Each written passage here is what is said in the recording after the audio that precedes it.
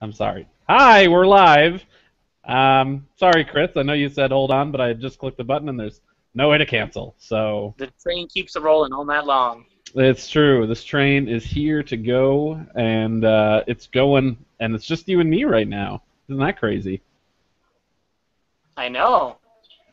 It Can't is. get my hair to stay out of my face. Well, if it wasn't so Live. long This and is elegant and luscious, you know, be easier. Randy. You flatter me, sir. You flatter Ah, me. it's just credit where credit is due. Oh, the dogs. Oh God. Seriously, could not. We are joined by our illustrious fifth member, the pack of Ooh. dogs from next door. Oh man, they are like special guests. I love it. It's always so exciting. They are. We're gonna be the #1 dog-themed podcast on the internet. It's true. We are going to be number one, and I think they probably have a good fan following of themselves. We should include them in the Twitter breakdown at the end. How to follow them. You can follow them. You can follow them at annoying dogs on Twitter. Is it all one word? Which, Or if that is not a Twitter address, I'm gonna make it like right now. do it. I mean, we're live on the internet. People could take it and run with it right now. So, it's already taken, people, because Chris is on that. He's totally on that. And look at that. Jonathan is here. I'm going to no longer It's mute him. John. Oh, let's see how to You know, unmute there him. is actually not an annoying dogs Twitter. There we page. go. So yeah, We're good. We I are. think. it's like I know what I'm doing with mine. Yeah. Welcome, John. Howdy, to have people. Oh, it's Wednesday, man. If it's not Howdy, one thing, John. it's another, you guys. Just clutch your Jatini. Everything will be okay. It's all right. Listen, I have different things to clutch this time around because I have a new desk, and with that new Oh, desk Okay. comes a vast assortment of Yoshis. Oh, Yoshis man. of every color and creed. I have so many Yoshis that are stacked up against my desk. Do you have Buddhist Yoshis? I can't even. You have a UN of Yoshis. I do. I have the green, red, light blue, yellow, pink, and black. It is the Yoshi rainbow. And I got them all for $10 on eBay. It was a gaggle of Yoshis, super cheap. Couldn't say no. Wait, $10 each or $10 for the $10 whole pack? Total. Wow. That is Wow, a pretty sweet deal. wow. What It what was do you call a amazing, group and I of couldn't Yoshis? say no. Yeah, what is a group of Yoshis called anyway? Gaggle? I call them a gaggle of Yoshis because if you Google image search gaggle of Yoshis, it pulls up my article. Well, Wow. Okay. Oh. You can Google image I that can't call them, search like, a murder right of now, Yoshis? and if you fucking click the first image for the gaggle of Yoshis on Google Images, it will take you to one of my Nintendo Direct recaps. Confirmed. Let's see here. Confirmed. You're right. It sure does. Damn right. Therefore, it is an someone confirmed official it. Jonathan mandate that gaggle of Yoshis is how you refer to more than one Yoshi. There's also a picture of a bunch of Lady Gaga cosplayers, like 4 lines down. Don't understand that, but things happen. A gaggle Well, of Randy, Gaga you know, cosplayers.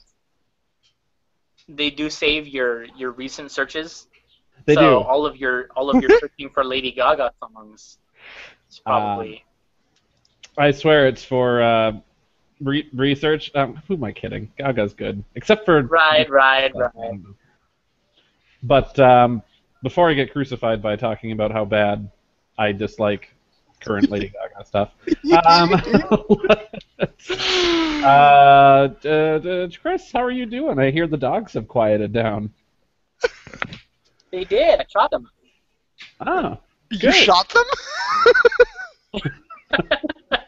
Yes, John. I did it without ever leaving my position on this couch. Oh, we've got a Q&A question from PETA that says that please stop the word to arrest one Mr. What is Chris Garcia's address?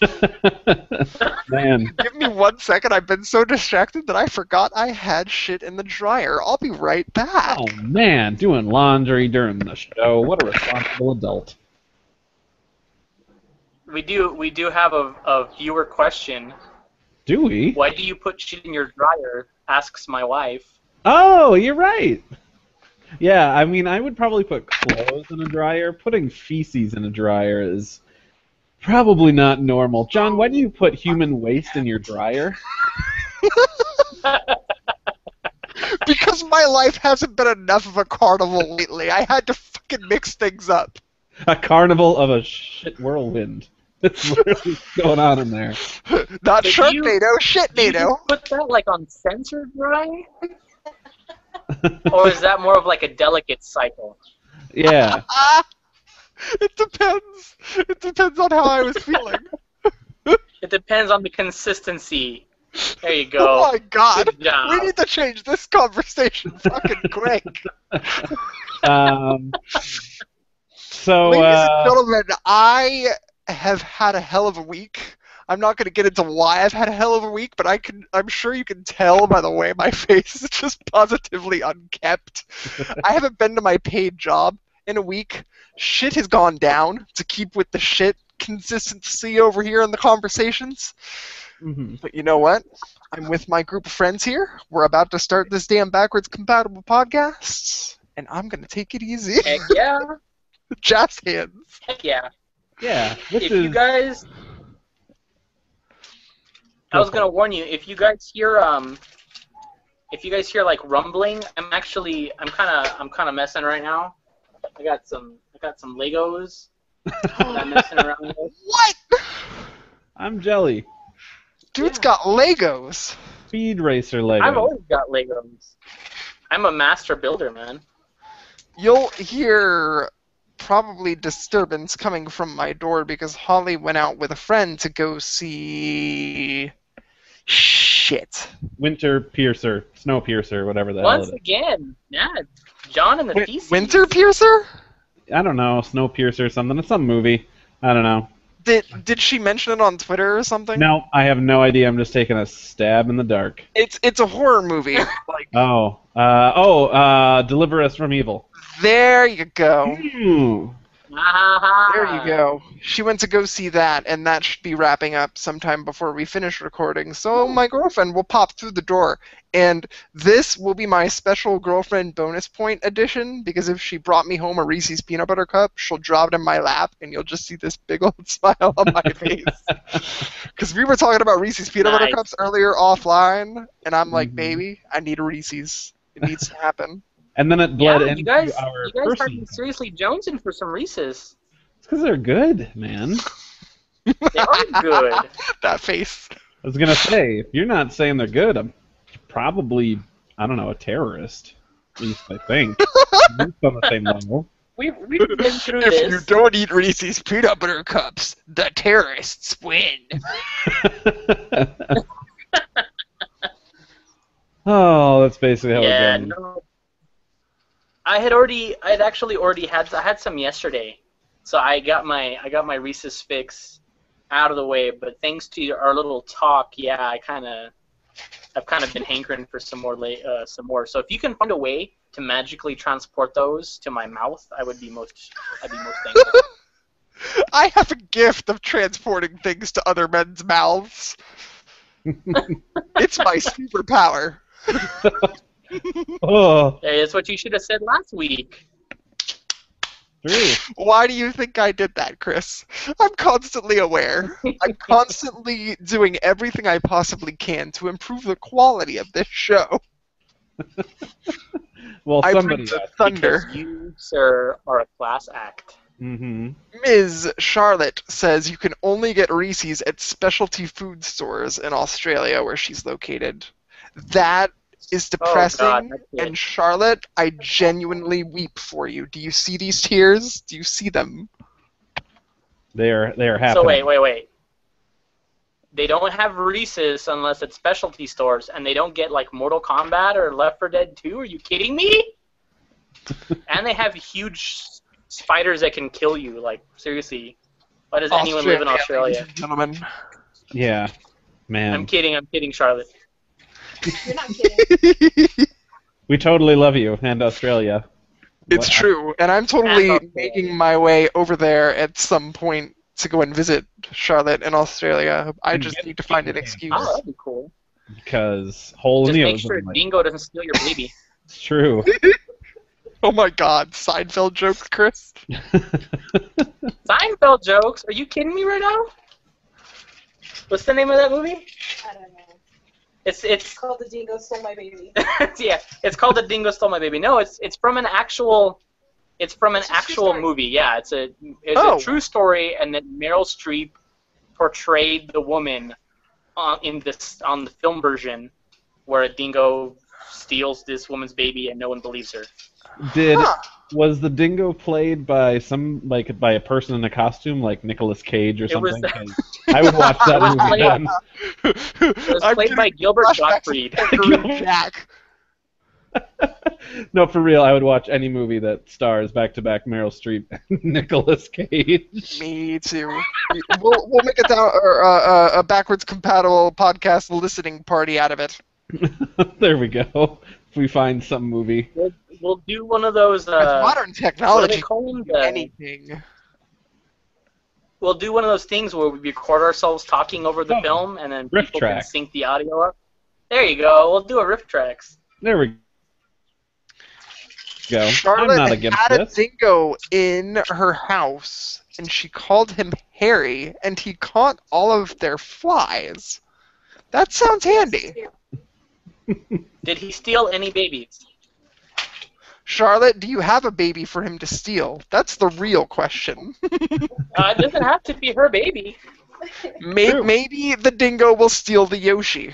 Maybe the dingo will steal the Yoshi. Are there baby Yoshis? I mean, I know there's baby Marios, but is there like a stage in between hatched and just Yoshi? Yeah. In New Super Mario Brothers U, there's baby Yoshis. It's true. You're right. Yeah. That's true. Chris knows his stuff, man. John. That's because I just got that game. Oh yeah, that's right. You digging it? That was my free game from the Mario Kart 8. Ah, yeah. Oh, good times. We are still waiting on Jared, who said he was going to be a little bit late, so he said we could start without him. So we've also got something else here from Pat, so something to spread the time. Fun fact about that dingo ate my baby story. A few years ago, it was found that a dingo actually did eat the baby. Yeah, fun fact. Wow. Can you redefine the word fun, please, now? Fun includes going Yeah, to a amusement park with your friends, or dingoes eating babies. That's not fun. Yeah, fun fact may have been used a little liberally in that story. Just a little teensy bit. Ah. Man, good times. Good times Tell me, indeed. babe. Pat says there are baby Yoshis in Super Mario World. Star World, you feed him like 5 Yes, shells and he that's, becomes that's full also Yoshi. true. John, I'm disappointed in you for not catching that right away. Like, oh, No, Super John. Mario Hey. World. I don't claim to be a Mario expert. I only claim to be a Zelda expert. I know enough to know And a that The Pokemon Legend of expert. Zelda Majora's Mask belongs in that outlier Zelda next to Yeah, Zelda 2. yeah. There are That two people in completely the world. discredits you, sir. I'm sorry. There are two Your people in the findings have world. been thrown out just like a biased researcher trying to say that the skulls of black people were smaller than white people, so they have less Listen, brains. Chris, I have this Link Between Worlds keychain and you don't. Oh, you, sir. You get right out of here. You get right out of here right now. Oh, Lord. Low blows. Low blows in this here podcast. We aren't even really getting into the podcast and you're already attacking You've not the even person. touched the outline. I know! Seriously, I just came here to have a good time and I'm feeling so attacked right now.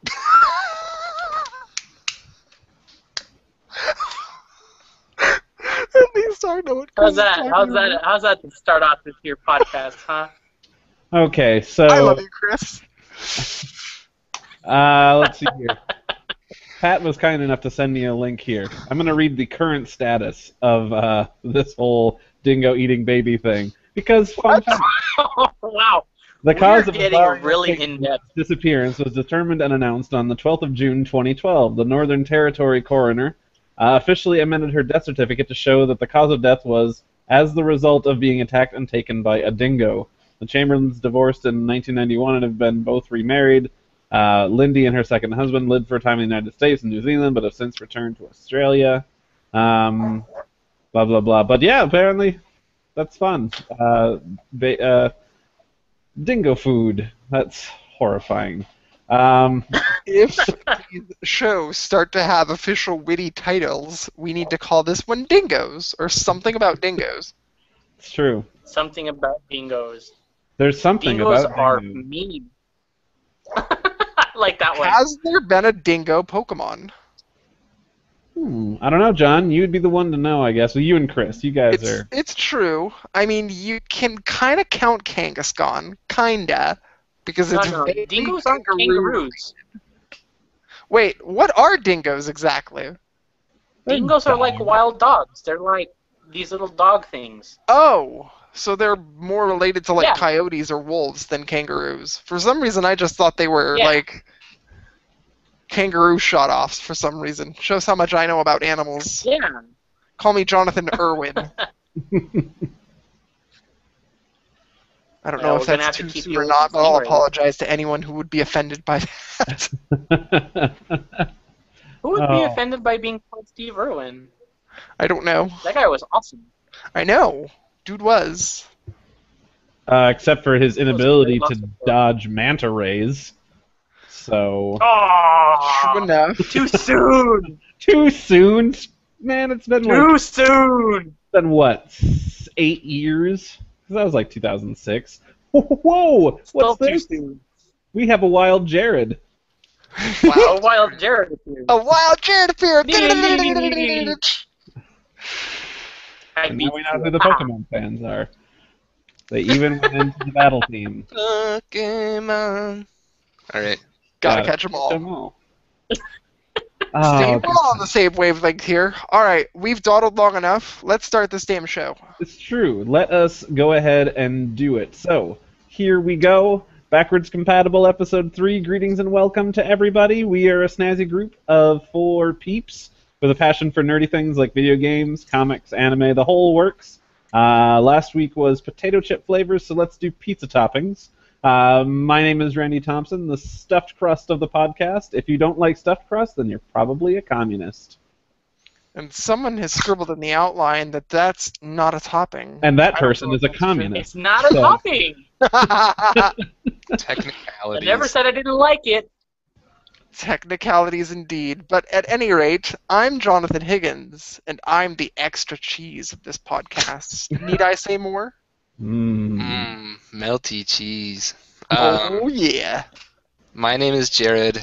I bring the meats to the pizzeria because the vegetables belong in a salad. True enough. Jared is no salad. Jared's very meaty. Oh, I'll eat salad, but on the side of my pizza. There you go. How do you feel about pineapples, Jared? I like it. True enough. We have one more host to introduce. We do. We do have one more host in a row. I'm Chris, aka Wildcard Corsair, and I'm the pepperoni of this here podcast. And I wrote something witty next to it, but I haven't brought up the outline yet, so I don't remember what it is. You said you are the pepperoni, which are basically pig guts. Oink oink. Oh yeah, there you go. See, and Awesome. I was getting hungry for pizza, Oh. but now you ruined it. So thank you, Chris. That's what I am. I'm the great balancer. I balance out things here. It's true. We all joke on this here podcast, but Chris is usually the one who takes it just a little bit too far.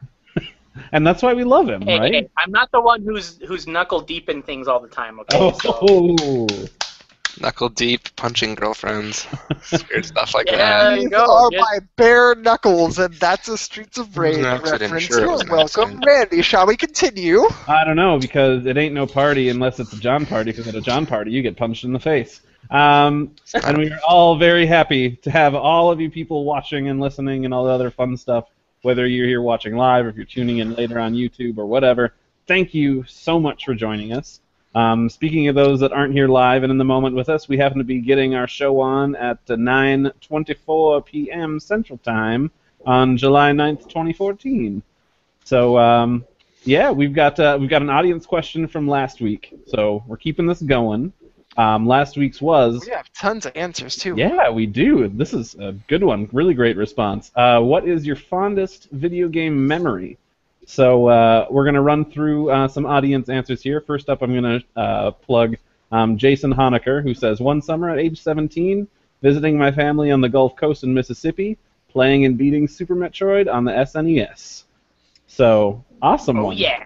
Because Super Metroid is super great. And Yeah. then we have another person who also has a Super Metroid one from Patrick Frazier.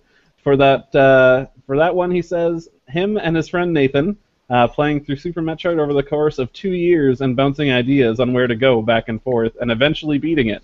So, man, games back in the day used to take us forever to get through. I kind of miss that. Now we go through them in like a day or a week. It's true. Games are you playing? I don't know. Hey, Chris, Cave Story. Well, what I think a lot of it has to do with is, like, when I was playing Bomberman Hero or whatever that was on the N64, like, we were barreling right through that game, but when I was little, it was really challenging, so you'd be playing it forever. So our concept of time is also different. Also, I think we just sucked at certain games. That's It true. may have The game, been a you know- learning curve deal because we may have been younger when it was happening. Also, we probably didn't have, like, as quick access to the internet to look up, how do I get past this door? Exactly. Where's the key card? Yeah. Well, you guys are all younger than I am, but there I'm used not to that be, much sure if younger than guys you, recall- Chris. You're younger than me, okay? You were are. born in You are. I'm 84. We were born in 87. You're 3 wasn't. years ahead. Ah, I got wasn't. 3 years on you. Anyway, Old so there used to be man. these things that they used to package. Yeah, get off my lawn. So there used to be these things that they used to package in with the games. Was like a hotline, and if you got stuck in a game, it was so 1-900 outrageous. It was Sega like Game Secrets. $2 a minute. Yeah. Yeah, it was like $2 a minute to talk to these people, and they would try to walk you through whatever part of the game you were. So you'd have to dial them up, which, by the way, we had phones attached to walls at this point. Yeah. So you had to go back and forth Lies. in between your TV and this phone that was shackled mercilessly to the wall. Okay, for $2 a minute to beat your game. It was awful. You kids have it so damn easy today with your Well, listen, game Chris. packs and your internet. We had all that stuff that you're talking about. There's not that much of a time discrepancy here, but I never used it. I always did my own damn dirty work. Ain't no $2. Ain't nobody got time for $2 a minute. Well, No, speaking I of never could because I never had a credit card.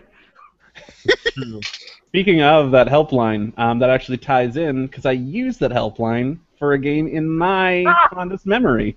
Wow, So look at that. I segued and I didn't even know it. true, you did. As I've mentioned, Before we get into that, though, before Yeah. we get into that, because I know we have more. Oh yeah, Um, there's tons more. yeah, if you've got more, because I put out the thing on Facebook and then I shared it to get spread it around a bit more. But I think I'm not sure if people just read too fast or just don't read. I had thrown it out there and I said, I would love to hear your fondest memories, and then attached a picture of Mega Man from Mega Man Legends kicking a can behind the bakery. And the comments that I got on my post were just like names of games, not memories, just I like a game. So I'm like, okay, that's fair. I'm glad that you like it, but tell me more Well, about it. So if you guys I got do have one. Yeah. I actually do have one because I did. I gotta find it. I gotta find everything. Why can't everything just be in one place? Because of reasons, Chris. The one that. Well, I kind of know the story for the most part, so I can just sort of tell it. But yeah, my wife actually talked about one, and she talked about one from her time playing Oblivion. And don't quote me, I can't find it yet, but the basic gist of it was she was doing a mission for the Thieves Guild, and she had to break into a church and steal an item. Mhm. And she got it, but on the way out, she got caught by the guards. and then of course the guards caught her, so they're coming after her. And as she ran past, there were some people from the Thieves Guild who were also walking around, and so they started fighting the guards, and then they started attacking, and then the NPCs got involved, and so even though she had not even drawn her sword, there was this massive NPC just brawl to the death in the center of town with all these NPCs killing each other because of the aggro system in Obliv just went berserk. Nice. Yeah, it was really great. I do see one comment on the backwards compatible Facebook page because the image you posted associated with video game memories, which you'll get into later, I'm sure, Randy, is of the can that you can kick around in Mega Man Legends. Yep, that's and right. Dan on the Facebook page says, I cannot fathom how much time I wasted kicking that damn can around. It was awesome. Oh man, tell me about it, Yes, Dan. good old Dan Spina. Seems like an awesome guy. Just from that, and the fact that he has Yep. Batman the Animated Series avatar, so he is. Well, fun fact, Yeah. Dan Spina is actually now writing for 8-Bit Fix. Oh, So well, nice. big ol' shout out to that guy, for who sure. I hope is listening right now. That'd be neat. Yeah, that would be cool. Do you guys have any more that we got from listeners, fans, all that other fun stuff? See, you took care of the Twitter and the Facebook page. I think that about does it for now. Yeah, I think that's about all we had. Well, I will go ahead and give mine, and then we will go to John, Jared, and then Chris. Alright. I've mentioned before that my uncle is a gamer, and then I spent many summer afternoons at his place playing games. But all the time I spent with him was a blast and all super fun memories. I'm happy that he had the patience to put up with my weird fascination with Mischief Makers to let me play it from start to finish daily for like a week, just because I could beat that game in 3 hours, so I would. Dude, Mischief Makers was the shit, though. It's true, and the first time that we were playing through it, it took a lot longer than just the 3 hours. That was after I had mastered it, and I was like 9. But Don't yeah, worry, I feel the same way about Cave Story.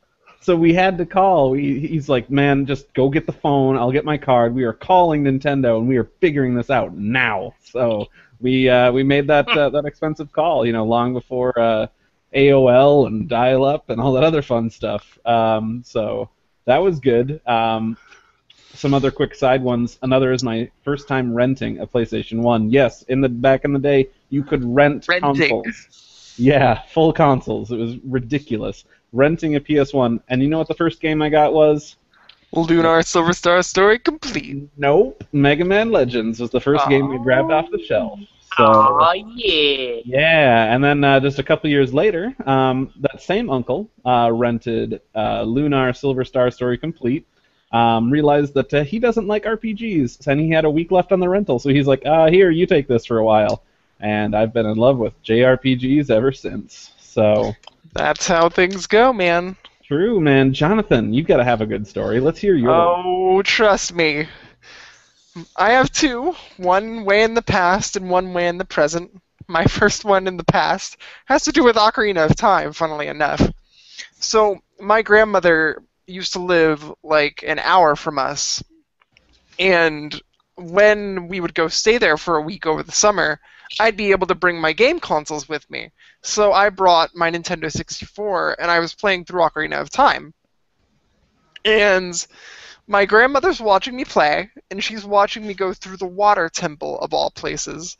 So she's looking at the game and looking at the water temple and seeing me pause and unpause and switch my shoes and shit like that. And she's just like, how complex is this supposed to be? Because that looks really, really difficult. And I'm like, yeah, it's one of the most difficult parts of the whole game, but I'll soldier through it like I always do. So she watches me, and we have family time and conversations, and like she makes dinner, and like we eat, and I eventually make my way through the water temple after about $1.50. I think it took me 90 minutes in my youth to get through the water temple. It doesn't take that long now, but I get through the water temple, and it's like the big triumphant moment. Link and Sheik are outside, and I'm like, oh, things are about to move on, and you get to see me do other stuff in this game, and it's going to be awesome. Shoop! Power flickers for just a freaking second. Just a second, and shit turns back on. but my progress was lost. I hadn't saved since before entering the water temple, and I was fucked out of those 90 minutes. And I just laughed. I'm like, that's the problem with modern games. If you don't save, you're boned. It's true. Oh, at least now we have autosave for a lot of stuff. We do have True enough. autosave. True enough, because that shit saves automatically, because they know if you forget about it, like people often do, you won't save for a long, long time. Yeah. I don't hate know. when that happens too in most RPGs. You're just like, if you forget to save because you're like on a roll and you know what you're doing and you know you're not going to die, and then something happens, you're just like, oh, crap. I don't know, Well, see, guys. That's where you go pro, John, because you know what? Being Yep. the RPG guy that I am, I save every time. If I pass a save point, I get into one battle. If I pass that save point again, I save again. And sometimes I save twice just to make sure the first save worked. Yeah, sometimes. I have bad experiences with saves because when I was first playing Cave Story 3D, my save file got erased and was corrupted by the system, and it would not let me boot up my game, so I had to literally delete the data for it, delete my save, and then start over again. I was pissed. But my Boom. memory at present involves the first time after years, and I'm not exaggerating here, of trying to beat the Bloodstained Sanctuary portion of Cave Story. I've literally been trying to conquer this demon of mine for the better part of 6 years that game's been out, and I finally did it. And I did it with the PlayStation control. I use Motion Enjoy, the sort of BIOS that gives your PlayStation 3 controller the ability to be used on your Microsoft machine and act like a 360 controller, so you can use it to play through games. And I was playing Cave Story Plus on Steam, and Holly could watch me this time because it's not on my tiny-ass 3DS screen. She was watching me go through hell and watching how tough it was, and she was, like, genuinely intrigued. And sure enough, she saw me deliver the final blow to the boss. She took a picture of my reaction. I'm literally, like, bouncing around the room and shit. It was pretty funny. I didn't punch her in the face, though. I'm surprised she gets anywhere near you when you're excited, man. There's like borderline domestic abuse that happens. Oh, Lord. So Moving on, Jared, you've got some memories of your own.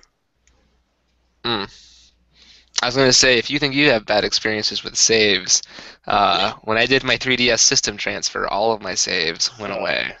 True facts. So the data saved for the Ouch. data log, but the games were pushmo. I had to start over. All right. Memories. So I had an issue with not choosing one memory, and I thought about it for a long time, and I couldn't just think of one. So I listed out a couple. So I'm gonna just read this. All right. I don't know if I have a fondest game memory, but there are a few things that come to mind. Right. So one of the earliest ones is my mother getting me an NES at a tag sale when I was really little. This is when we lived in the first house I ever lived in. That was until I was 5 or 6. So I barely remember. I just remember the memory of getting it. I think she tried hiding the fact that we were going to be getting the NES at the tag sale from me, even though I saw it in her hand. So because I was little enough to be tricked, right? And so that was a cool one. Another one would be me buying an N64 and Super Mario 64 at the same time. And I think it was because I saved up for a long time, my birthday money and stuff. And I remember being in the store and getting it. And that was a really cool memory because that's my earliest buying a video game memory.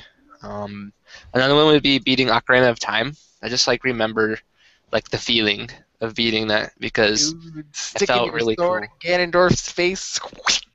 It wasn't that. Actually, what I remember is after that is the whole Zelda Link thing, and I'm like, what is going on? Yeah. I used to do this thing in the car where Spoilers. spoilers. I'm kidding, I'm hashtag kidding, I'm YOLO. Yeah, I used to do this thing in the car with my PS1. Okay. At some point in my life, when I had the PS1, they made a they had an official, I think, like Sony branded screen you could get, and then they had like these knockoffs that were like okay.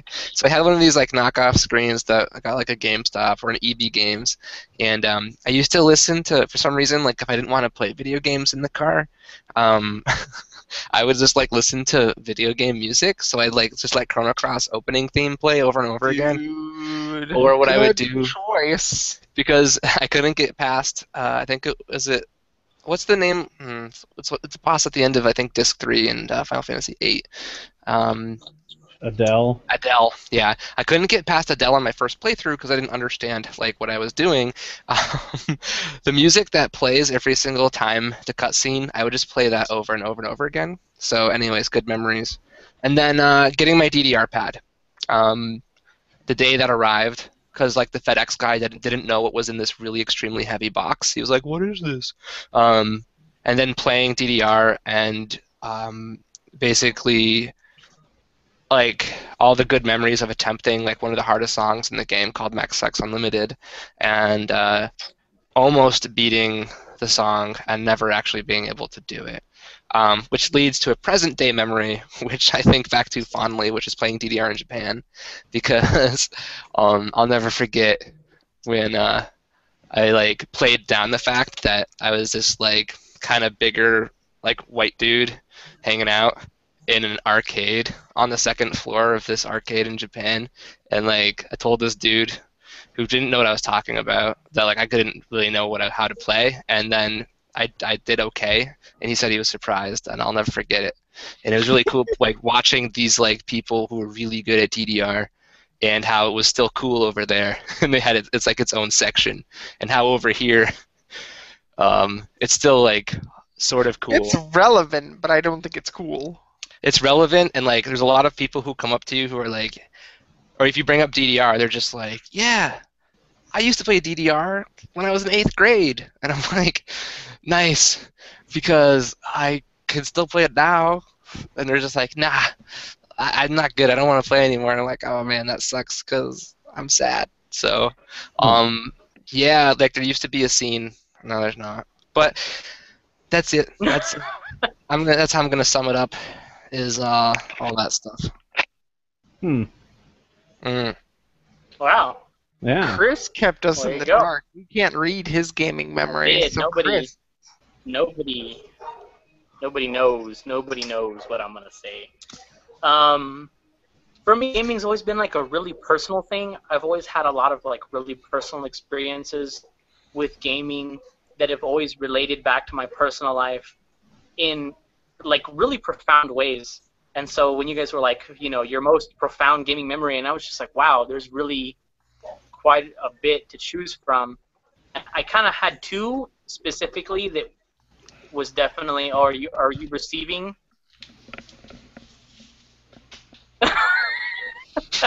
What was that? that was Holly coming home from the movies. Oh. Did you get a Okay. Reese's? Did you get your Reese's, sir? I did not, unfortunately. Okay. Oh, Holly, I know. man. He's gonna get punched in the face now. And then you're gonna talk about it on Facebook. I'm shooting dogs. John's punching his girlfriend. Holy cow! This is. This is on the internet It forever. was like that. You saw nothing. Anyway. So the one I decided to go with was it's more of a happy story, where the other one is actually not a happy story. So I used to play Final Fantasy XI, which was Square Enix's first Final Fantasy themed MMO, you know, before Final Fantasy XIV. And I played that for a long time. I started with the PC. I started just a month after it launched in America, actually, and I've been playing for probably, I think, about 6 years, 5 or 6 years, when the Xbox version came out, and I started playing on Xbox. And I'd had plenty of friends in the game, people I still consider to be friends in real life, and one of them started off in my link shell and became, you know, started his own link shell, and one of the members in his link shell needed help, you know, with an in-game mission. and it involved going into what at the time was kind of a dangerous area with all these orcs running around, and you didn't know if you were going to live or you were going to die. It was awful. It was terrible. And so I decided to help. So I said, yeah, sign me up.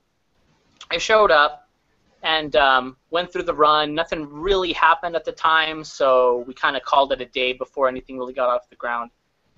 Went back into his link shells just to talk, really, and he says, oh, yeah, by the way, this is the person who needs help. It's this girl named Lostress. And his exact words were, she's exactly like your friend Cyrene. And I said, well, okay, now I know who to stay away from, as a joke, because that's the kind of relationship me and Cyrene had. And she just replied with, fine, I'm going to stay away from you too. And I was like, wow, okay, this person hates me now. We went on a second run, and I really, really wanted to make it up to her. I didn't want to be that guy who was the jerk and, was misconstrued, and then now that's the first impression that sticks. So I tried really, really hard. I know, right? Like, you can't ever tell in text. So I decided, well, I'm going to make it up. So I went on the subsequent run, and this person who was a white mage was in trouble, just getting swarmed by orcs, was going to die. So, speaking of which, I was a pirate. I was a corsair. Of course you were. So it's where I get my name from.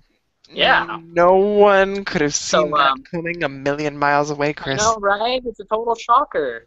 It's a M. Night Shyamalan worthy twist. Yeah. So I run through the area in an effort to save her at the last minute, and I'm pulling out my gun and shooting everyone and throwing dice in the alley like some kind of delinquent. And she lives, but I end up dying for her. And at that point, she decides, well, okay, this guy's obviously made an effort to try to be nice, so I'll play along. We started to talk, started to hang out more in the game, and then from that point on, make a long story short, I ended up marrying her. So I knew that was how that was going to end. I knew it. And it's so obnoxiously adorable and cute anyway. Agreed.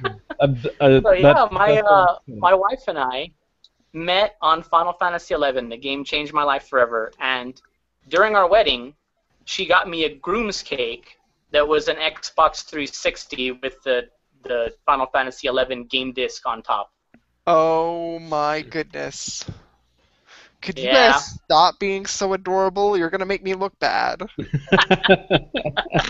So there. Yeah, so you ask my wife, she will tell you that she absolutely hated me the first time we met. So there are dances and things in most MMOs. Are there dances in Final Fantasy XI that your character can do? Did you perform any of those dances together at your wedding? I get what Randy's getting at. Did you type / ballroom dance? I could have typed it, but unfortunately, my character in the game was a bit more adept of a dancer than I am in real life. So, yeah, I'm sorry, I can't do a box dance, dude. I can't. It's okay, but it's a super adorable story. Thank you for saving it for last. The Yeah. audience chimed in with at least one gaming memory. Mhm. I think Charlotte's gaming memory is the Bionis Leg opening sequence from Xenoblade Chronicles. So I have to throw that in. It's true, and she definitely Very has good taste. And longtime aside from listener Monster Andrew Hunter, Letter Charlotte has chimes in with, I'm the anchovy. I'm not on the show, like most pizzas. So I thought that was clever. Yeah, we haven't had pizza Aw. on the show yet. Or Andrew, so that works. Jason says pepperoni and prosciutto on pizza for the win. I have to agree. Whatever, man. I'm a white sauce pizza person. I was about to say something. You're a white Randy. Are we gonna need to have a talk? It's not a white supremacy He thing. is It's a No, just get this. Get this. My friend was like, yo, we gotta order this white sauce pizza. And I'm like, what? So we got a white sauce pizza with garlic and salami on it, and I'm like, what is this? Oh my god, was it good? right. Holy moly! Were the pepperonis guacamole. like in the shape? What? Were the pepperonis like in the shape of a swastika? For the white supremacy pizza. No, I do white sauce, feta cheese, and spinach. There's no. Trouble. Wow, way to try to be like No, you healthy don't with the spinach or understand. something. Last time we were here on the show recording together, Chris is over here freaking talking about brown people. This year he's talking about white I'm the supremacy. racist of the group. Yeah. I'm the racist guy apparently in all this in group. trouble. I don't know how that happened. I honestly don't. I'm generally not a racist person, but I Well, guess I'm a super racist. you fly your true colors on the internet in front of live people. So- As most of us do. yeah, so let's talk about news instead of talking about racism for a little bit. Sounds like No. a good idea. No! I will open things up by handing off the Mighty Number 9 story to someone, somewhere. Randy, you want it? I want it, John. I want it. Got it, Go, baby. go ahead and tell us all about Mighty Number 9. So, you guys remember that super fun Kickstarter that they had back in the fall for Mighty Number 9? That really cool game made by Keiichi Inafune and his own company at Concept? Yes, I do. Okay, good. I just wanted to make sure that you guys remembered. Wait, I don't remember what you're Okay. talking Guys, about. guys. John. No! Reese's? Oh, no! Oh, upside down. Procured by my wife. Look at that. Oh. What is your wife's This is name? not a contest, but I'm totally winning. Yeah. This is what happens, John. If only you were married, you'd get Reese's. Damn it. I need to put a ring on it. I need to be better at Sonic the Hedgehog so I can freaking put a ring on it. Okay. Before we You're go back, welcome for that, folks. before we jump back in, because we got a decent. Okay, Chris is making an O face. What's going on? Oh, I'm sorry. No, my wife was telling me that right now the Reese's are 3 for $2 Oh man! at like some store. I'm freaking out. Before we move back into the news about Mighty Number 9, real quick, Jason says barbecue chicken pizza is great too and not racist. So that's good. Well, he's already better than I am then. Gabriella says I'm generally not a racist person. Generally in quotes. Saying What's the difference between... Never mind, keep going. I'm sorry. This is a weird time to join this conversation. And To be fair, sorry. White pizza, garlic, onion, spinach, anchovies. Okay, I'll take everything but the anchovies. That can be all yours, dude. It's true. I'm sorry, Chris. You go ahead. no, I was gonna say to be fair, it's always an awkward time to join this podcast. It's true. Fair And- enough. We don't exactly make a case for not being awkward. I mean, have you taken a look at me lately? Okay, so anyway. Aw, Mighty Number John. Guys, I do. forget I this. texted Holly that your wife gave you Reese's, and she responded over Facebook with "You're buying dinner next time" and all caps. Actually, the weird thing about this is I'm talking to Holly right now too about. I told her apparently if John puts a ring on it, he gets Reese's, and she says I buy him Reese's all the goddamn time.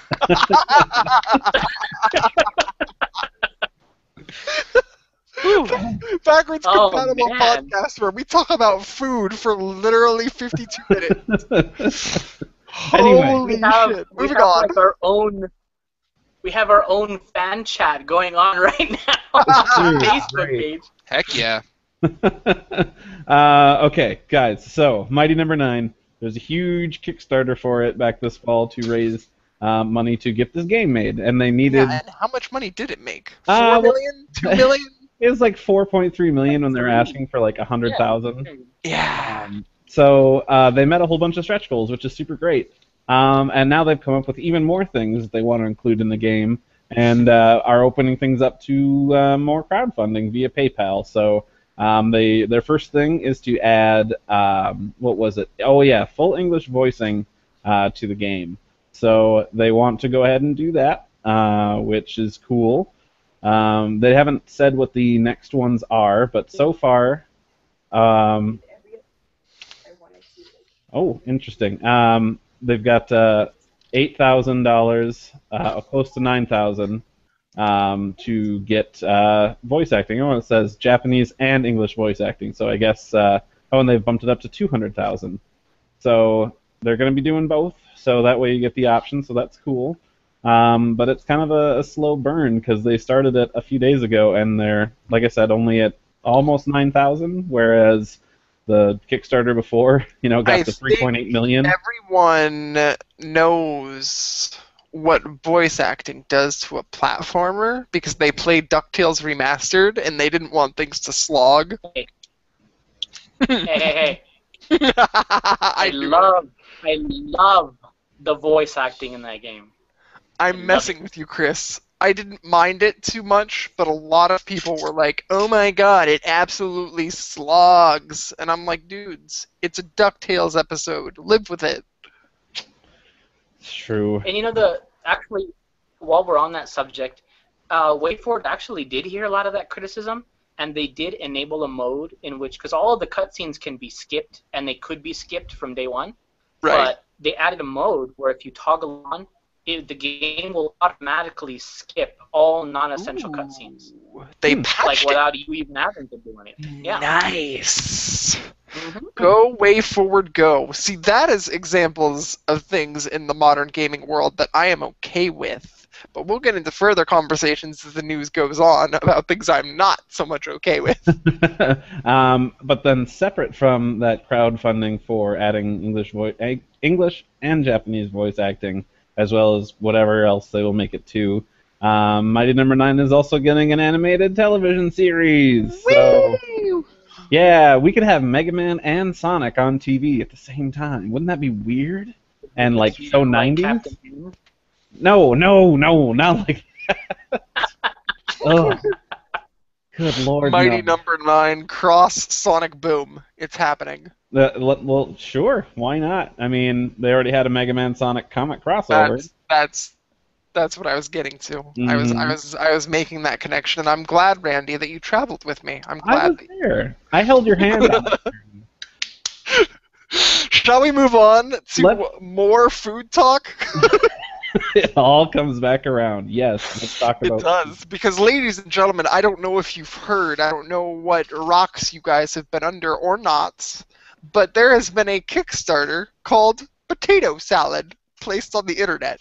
The goal was a modest $10, and did I link to the Kickstarter itself in the show notes? I did, so I can follow this here link and tell you that as of right now, this Kickstarter has raised $43,000 from its $10 goal. Before you guys continue, do you guys know how to tie a noose? I figured out. $43,000 from this $10 potato salad Kickstarter. 43,000, which I'm not going to be the spending police. Anyone who wants to put their money towards this project, do it. Have fun. You can even, like I saw on Twitter earlier today, be like this University of Georgia Tech professor that I saw on Twitter, and have his daughter paint a picture of the internet famous potato salad and sell that painting on eBay, which was going for $66 the last time I checked.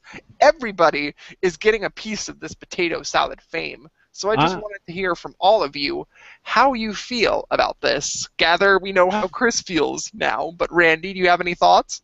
I would be curious to know, asking grocery stores what their increase in purchasing of potato salad or potato salad ingredients is. Like, if people are just like, God, yeah, I do want potato salad, but I can't wait for this Kickstarter to get over. I have to do this now.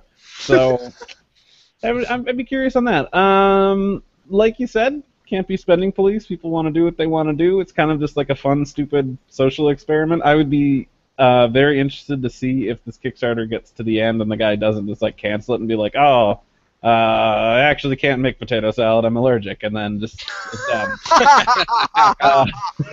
And then, of course, just because the Kickstarter doesn't take the money until you're done, it just wouldn't even have to refund people. Be like, nah, forget it. I mean, he might have to pay whatever it is to Kickstarter for not finishing it or like whatever the heck, because then, of course, they get a cut of whatever you gather for crowdfunding. So, Right.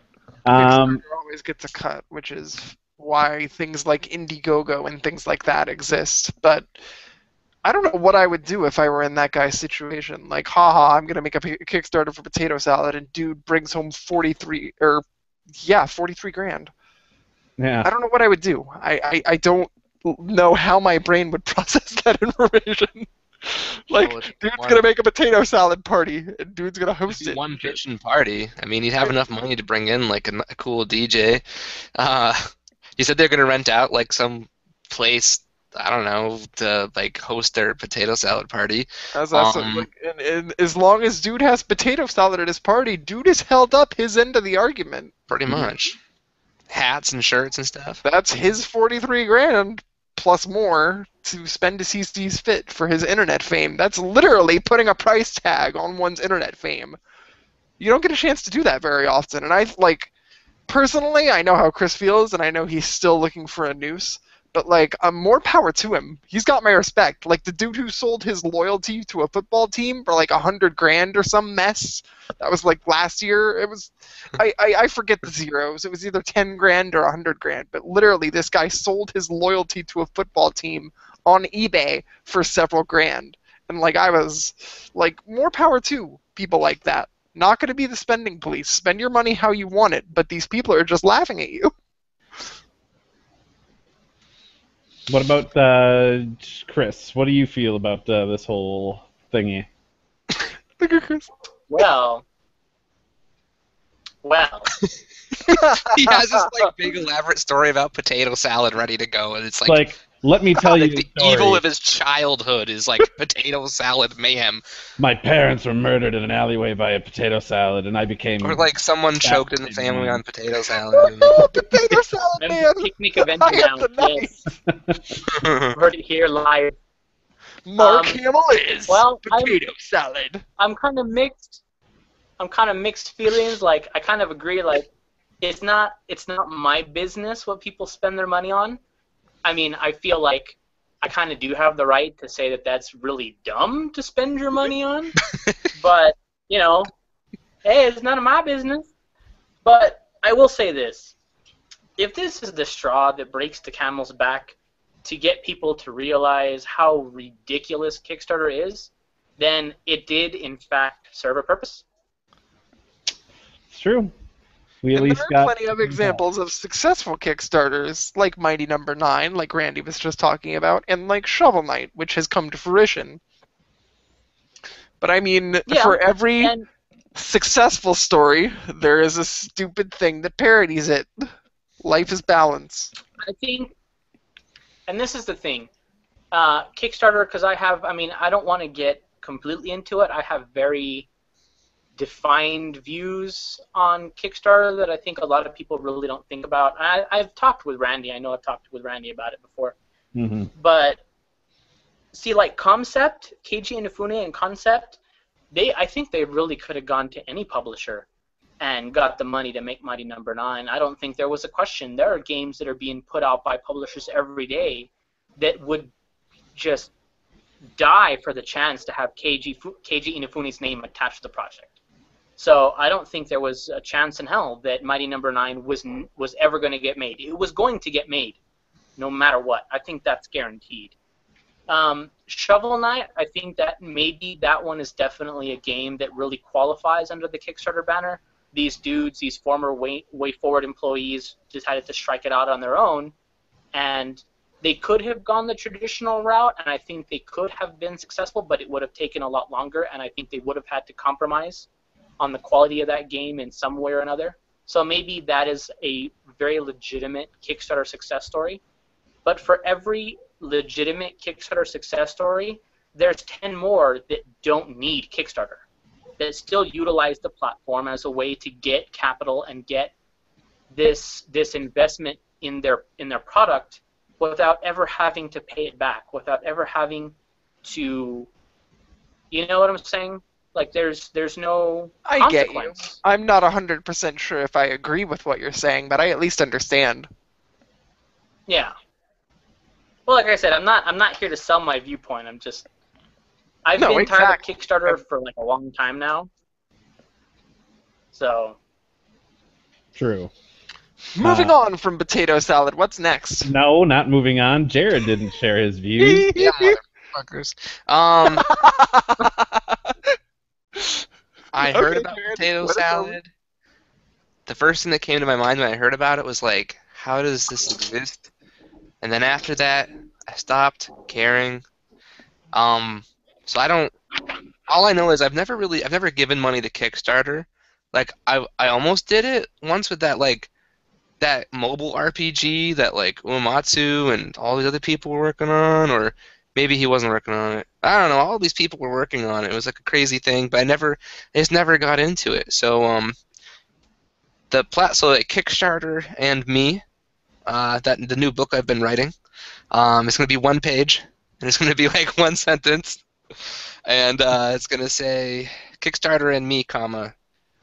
I've never really used it. I've been to many Kickstarter pages and I've read them a lot, but I'm like whatever. If that guy does like become successful with it, or if he actually does like succeed with it, or I know he is, but like goes through with it and he doesn't have his allergic reaction, I think that he definitely needs to host like a really awesome party about potato salad, and the news will show up. Like people are gonna go to this thing. The news is gonna show up. So Like dumb. this is the thing. This is just like what the news and like media can thrive off of, because it's internet culture. For some reason, weird offshoot internet culture is like fascinating to the media. So like this thing's gonna last for like it's gonna shine in its fame for a couple of weeks, and then a couple months from now and years from now, people might be like, "Remember that potato salad thing?"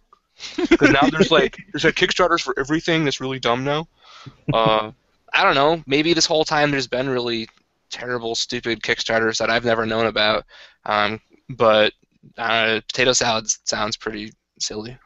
For every potato salad success story, there are potato salad copycats out there who just like, oh, I'm gonna make Yeah. a Kickstarter to get John a Flappy Bird. smartphone, and it doesn't succeed at all.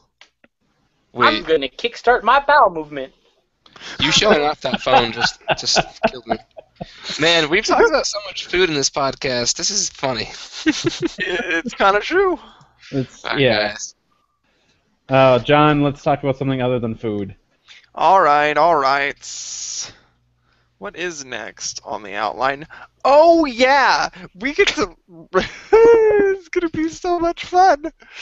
Retailer-specific collector's editions, like the ones offered in Watch Dogs, not good enough for you guys? No, I need something more. GameStop's next big push is retailer-specific downloadable content to, quote, add value to your pre-order, end quote. Oh man. You splice in some horror music. This is just like the Kickstarter thing. I've never downloaded DLC. Well, this isn't the first time this has happened. There's plenty of other things that have done it. The most recent Dragon Ball game, you had to get it at like different places to unlock different characters that were even in the story mode. So eventually they put it up for you could buy them for like $1. Right, but now GameStop is talking about like actively getting involved in the development process of some of these AAA games, like Watch Dogs, for example, and actually determining what DLC is offered to what point. Like, it's kind of cray-cray. Okay. There are some people who would be okay with it. I am in the not okay train. I have not bought a AAA game since. God, I don't even know. Unless you consider like Kingdom Hearts and Final Fantasy like AAA, but like Call of Duty, no. Assassin's Creed, no. Watch Dogs, no. If it's AAA, it's generally not something I associate with, to be honest. Well, the good news, John, is that because you don't generally get AAA titles, you probably won't be affected. Because I'm pretty sure they're not going to waste their time and money on like niche titles and RPGs, especially JRPGs and stuff like that. So I kind of think that we're safe. Yes, I kind of think like we're safe. Like, but what about all the? If it affects something like Rise of the Tomb Raider, I'd be pretty bummed. But yeah, just in general, I don't think we're going to be affected too much if this is something that they decide to do. I Oh, agree, but nightmare comes does anybody true. else have any sort of thoughts on it? Anybody scared? Well, I'm not so much scared of it just for like what GameStop would do for things like that. I'm scared of like the precedent it might set for other developers to do the same thing of stupid retailer-specific DLC. Just stop it, okay? Honestly, holy crap, this is just ridiculous. And like, especially if you're having retailer-specific DLC for like one thing, if you want it, and if they're not going to put it up online for you to buy separately, you get to spend, and I know that this is in their minds, this sounds like a great idea, you get to spend hundreds of dollars buying multiple copies to get all of the content that really, 10 years ago, the shit would have been on the cartridge anyway. Exactly, it's like secret characters and stuff. Right, stuff that you would have to actually accomplish in-game to unlock versus just like, here's some money, and throw it at people, and all of a sudden you get it, and it's ridiculously priced. I never buy DLC unless it's on sale. It's because usually it's ridiculously overpriced anyway. And With also, downloadable content, the only company that I've ever really bought DLC from is Nintendo. And I don't think I've done it in many games. I did buy those Street Pass games because I do use them, and Street Pass Me Plaza is in my top 10 most played 3DS games. So, like, obviously there is value to the $15 that I spent to buy all those games. But the only game that I really put my heart into as far as DLC goes to buy every single extra chapter would be Fire Emblem Awakening. And seeing as I've played that game for over 100 hours, like, I've gotten my money's worth. And this isn't DLC that they like already had pre-made and are dastardly shipping with the game and stuff. Like, you follow that game's Japanese release, it started with nothing and then eventually became things, and they brought over all this niche sort of Japanese specific downloadable content over to the United States as well, in the form of like friggin' a bikini summer scramble where you can see all the characters in bikinis and bathing suits and beach and all that kind of stuff. Like, what'd you say, Chris? I said except Tharja. I'm still mad about that. Oh Lord. We could have a whole other conversation about the blanket over Tharja. Yeah. But Didn't we at one point? I could have sworn we did. I mean, maybe it was offline, but I don't think that conversation hit the airwaves. But as far as downloadable content goes, you know Nintendo isn't of the Watch Dogs type mentality where they lock content on the disc and stuff like that. Like, they may design games with future plans for downloadable content in mind, but with Nintendo, you get something like, hey, here's new Super Luigi U about 6 or 7 months after Super Mario Bros. U comes out, and you're like, oh, that's what you want to do. Like, you get the impression that Nintendo isn't fucking with you for all intents and purposes. And there are just way too many big-name publishers out there that do actively fuck with you. Everyone from frickin' EA and Ubisoft to Square Enix, even. But the problem, though, is, like, if the reason why DLC is such a huge deal now is because so many people are buying it. Like, it wouldn't be just a big driving factor in like where it is today if people weren't buying it. Like, it's a successful business model for them, and so they're just making more and more money. It's true. If it ain't broke, don't fix it, right? Right. I guess people have to put their money where their mouth is, but there is far too many of us to ever hope to turn that against the side, you know? I was gonna say, I really hate to bring this up, John, but at this day and age, if a game goes into development, I guarantee you that as soon as they're planning the game, they're planning the DLC too. There is no such thing as DLC. There's no question. After the fact, including for Nintendo. Nintendo knew day one Super Mario Bros. U that they were going to make Super Luigi U. They knew it. Like, day one they knew it. You kind of have to, because you've got to build in the code for games to be checking for DLC for things for... Exactly, but... See, I think Nintendo learned from Super Mario Galaxy 2. Because Super Mario Galaxy 2 was kind of an expansion pack of the original Super Mario Galaxy. Not that I'm push coming to shove here. I freaking love the Galaxy games. I'll mention Super Mario Galaxy later in this show. But, like, I think Nintendo is trying to change its approach when it comes to making games like Super Mario Galaxy 2 and building them as DLC instead of separate retail packages. Like, I think it's a step in the right direction as far as Nintendo is concerned. I just don't get the impression that they're like being malicious about the DLC they have in mind, even if it is planned from the very beginning. Charlotte says, if it's only available exclusively for a limited time, I won't mind that as much. Like, it's GameStop exclusive for a couple of months, and then the DLC goes up for normal sale. But if it stays exclusive to one retailer forever, it's bullshit. It's like, yeah, I totally agree with you. She says, Yeah. And GameStop doesn't exist here. We should say that she lives in Australia. And then she also says, nor does Amazon or Best Buy. So... at least you don't have to deal with that. I mean, I don't know what sort of retailer things that you might have there that devs might work out if they're like, let's work with these games. Like, is Game a thing that's in Australia as well as the UK? I don't know. But they like to do things and stuff together. Is there anything else we want to say about fun DLC things and GameStop getting their hands into the mix? I suppose not. Cool. Well then, I've got something that's pretty cool. Do any of you guys like Bayonetta? Anybody? Woo! Yes. Thank you. Finally. It's not so much that I like Bayonetta, so much as I'm on that train. When Bayonetta 2 comes out, I will be there day one. Well, you can also It's have not something. so much. Oh, go ahead, Chris. Say it's not so much that I like Bayonetta. It's just that I would make sweet, sweet love to her if she were real. You want to know a fun fact? So would I. So yeah. Fun fact, I already have. Oh. Let's not turn that into this podcast. No. Fine. Anyway, You were knuckle deep in Bayonetta. You thought we were done talking about food. there's just so much hair. So you're excited. Oh, Lord. You're excited for Bayonetta 2. Guess what? You could be excited for more Bayonetta because, as was previously announced, Funimation had picked up Bayonetta Bloody Fate, the movie that came out in Japan, I think, earlier this year, if not late last year. But not only is it coming here, Funimation just recently revealed the cast for the movie. And, of course, you're kind of worried, like, oh, what if these guys just cast in-house? And they're like, forget it, it's some, game tie-in, whatever, people don't care. No, they got the entire cast of the game to come back to do the fucking movie, too. So this makes me hyper than ever.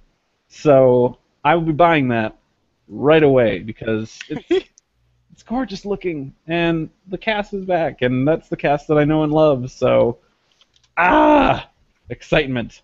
Anybody else looking forward to this, knowing that that's coming their way? Anybody out in the audience or anything? I was hype. I was hyped from day one. I told you, and that was your reply to me initially. It was like, finding out that we're the same voice actors. But I was, that's how you sound, by the way. That is how I sound. That's how I type. You can hear it right now. There you go. So yeah, I'm super hyped, man. More Bayonetta is not a bad thing ever in any universe ever. Yes. Shut up, dog. Patrick says Bayonetta body pillows for everyone. Yes. Yeah. Charlotte, being super cool and following along, replied to me saying, "Game is here but dying. We have EB Games and JB Hi-Fi and a few other general tech stores." So. There we go. We learned stuff about Australia, mates. And that's offensive, Charlotte. I'm sorry. That's great. Thank you. Yeah. Now who's racist?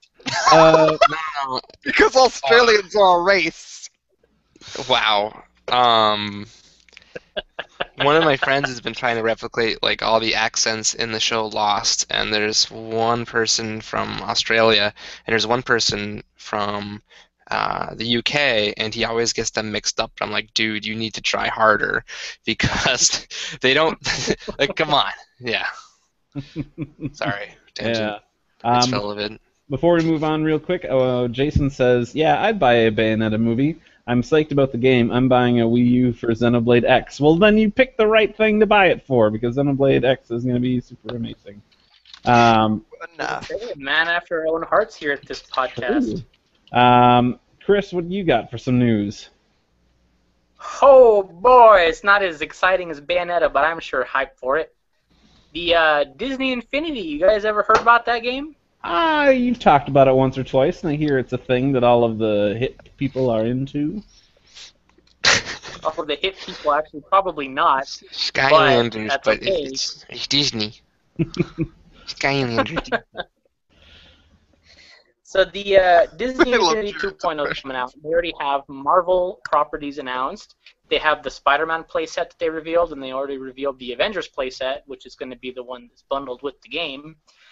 But if rumor is to be believed, a guy posted a grainy sort of picture on a fan site, or like a fan account for Disney Infinity, and according to him in this picture, Guardians of the Galaxy, the upcoming movie from Marvel Studios, is also going to have a playset pack that I'm assuming will tie into the movie somehow. And the picture shows the playset piece in the center, along with Star-Lord and Gamora, two of arguably the main characters of that show, or that movie/comic.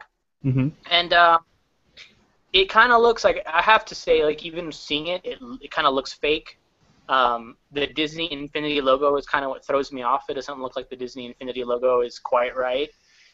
But there is some credibility that could be speculated because, of course, Rocket Raccoon and Groot appear in the reveal trailer when they first announced Disney Infinity 2.0, like in March or May or whatever. So even if this picture is a fake, I still think it's a strong possibility, and I would be super, super, super hyped because Guardians of the Galaxy is awesome. Everyone needs to go watch that movie and probably read the comics because it's cool.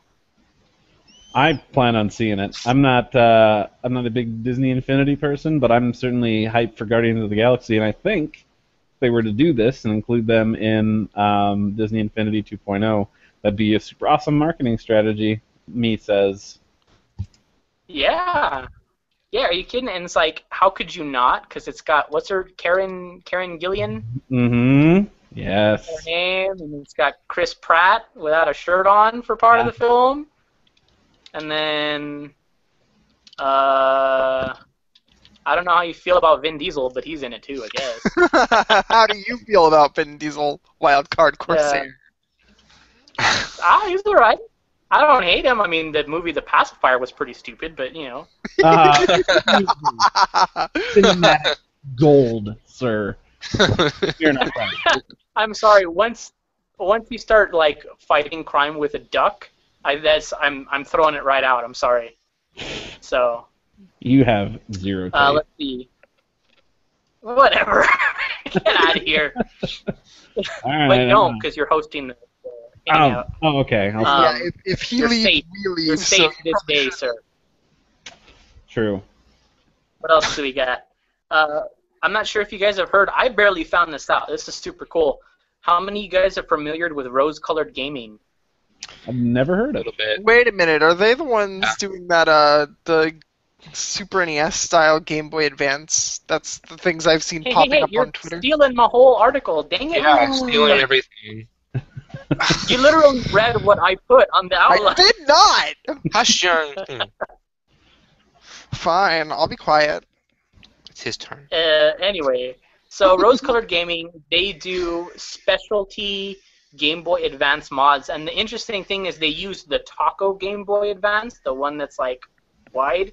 They don't use the SP style, and they regularly produce custom Game Boy Advances for people to buy off their website, or I don't know if it's multiple dudes or it's one dude, I really don't know, but they're doing a line that are based off the SNES controller style and the Super Famicom controller style, with the buttons that match the same colors on those controllers and stuff like that. And I think they're super cool. They look really nice. The only problem is it's $249 for this Game Boy Advance. Good news is it is backlit screen, so at least You See, can't that say that made- about any other Game Boy Advance, the taco ones. The SPs were, but Right. so yeah, that one's. I think that's super cool. You know, I'll probably put a link up to that on I don't know the backwards It's compatible. true. We Twitter or have something. Yeah. social media. We should start posting all the news stories and things that we talk about on a Tumblr page or something, so people can see what we're talking about. That is not a bad idea. Well, it's funny that you should mention that because we do indeed have a Behind the Tumblr. scenes talk over here. Hoo-hoo-hoo. So, yeah. So okay, moving on from that one. I'm just going to get into this one briefly, only because there was sort of an update in the news today. In the world of comics. Got a Ooh. I'll be sound talking effect for comics that. later, not Randy. the ones you think of though. Randy, get on the sound effect for that. What sound effect do you want? Because we can make this happen, man. Just like Oh no, yeah, let's like not. in the world of want comics, and then like The world of comics and like a reverb, like recorded in a Yeah. hall. Oh. In the world of comics. In the realm of comics. No, that's the realm Call of that. anime. Anyway. Well, yes, in the realm of comics, there was this super sad story that I really won't tell in great detail because it makes me sad, like really sad. But a young boy was starved to death by his grandparents in Toronto a couple years back, and the whole thing is a complete tragedy. And I mean, by all honesty, like this is kind of the most horrible thing you can read about. The details of that story are, good lord. But a memorial was planned after the court case and all of that stuff was finalized. The two grandparents are serving life sentences for second-degree murder. So hooray for that. Yeah.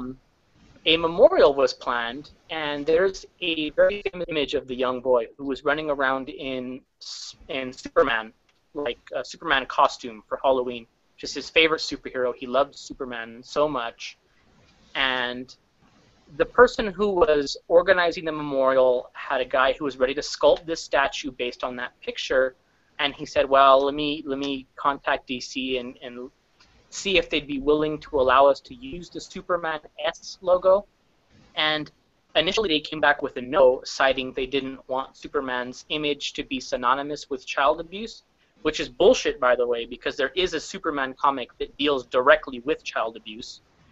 But either way, they said, no, we can't do it for legal reasons. And there was a huge, this happened, I think, on Monday that this story came out. And in the literally 2 days till now, there was a huge backlash. The entire DC community can only imagine. coming out. I'm boycotting your comics. This is horseshit. There's no reason why you should not allow this. There's no money being made, all this stuff. And it got so bad that DC reversed their decision and just today contacted the person in charge of the memorial saying, Good. yes, we will allow you to use Superman S. Don't worry about it. Everything will be taken care of. And yeah, so this poor little boy is going to get the statue that he deserves, which is him standing triumphantly with this S emblazoned across his chest. So it was a little bit of a happy ending, at least to that one. Good. Well, I guess that So ends the there's news. that. Wait a minute. It doesn't end the news on a happy note. You got one more. Oh yeah, well, I meant that news. I meant that.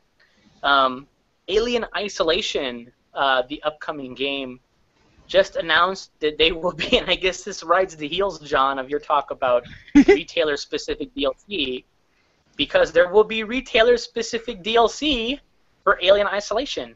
GameStop in North America will exclusively be releasing at least one of the 2 DLC packs for Alien Isolation, and the really cool thing about this is that these 2 DLCs, there's 2 in total, reunite almost the entire cast of the original 1979 Ridley Scott film Alien, which is awesome. Randy, watch it. Okay, fine. Wait. What? Wow. I'm sorry, I never watched So Alien. yeah, Sigourney I feel like I get pooped Weaver, on enough. Tom Skerritt, everyone is returning except for the guy who originally played the android, and they're getting someone who is a reasonable facsimile, I would assume. But their likenesses, characters, and voices will all appear in the DLC for this game. That's pretty Hey, awesome. like, okay, so Randy hasn't seen it. Randy's never seen Alien. Have you other guys? Have you seen Alien? What? John! I get pooped on so much for like, who even played any video games? Guess what? Now I have the Alien collection on Blu-ray. I got it like a year or two ago. Good Jared man. Jared brings it. The two Jared DLC. redeemed you. Yeah, the two DLC. I know one of them was like near the ending of the first film, Yeah. and like the environment of the ship and like the sirens in the background, like that would be so cool to play. Like that'd be just crazy. I'd just be like freaking out and just crying. Yeah, it's pretty cool. And then Prometheus got that on Blu-ray too. Waiting for saw the next that. movie. How did you feel? How did you feel about Prometheus? It. I mean, I generally, I really, I mean, I enjoyed it, except for like the last minute, because of like what they did to explain the official, like, line of history with stuff. But I thought it was like generally really like decent, and I'm still looking forward to whatever the next film is that they're apparently maybe working on, because I want to see the adventures of that woman.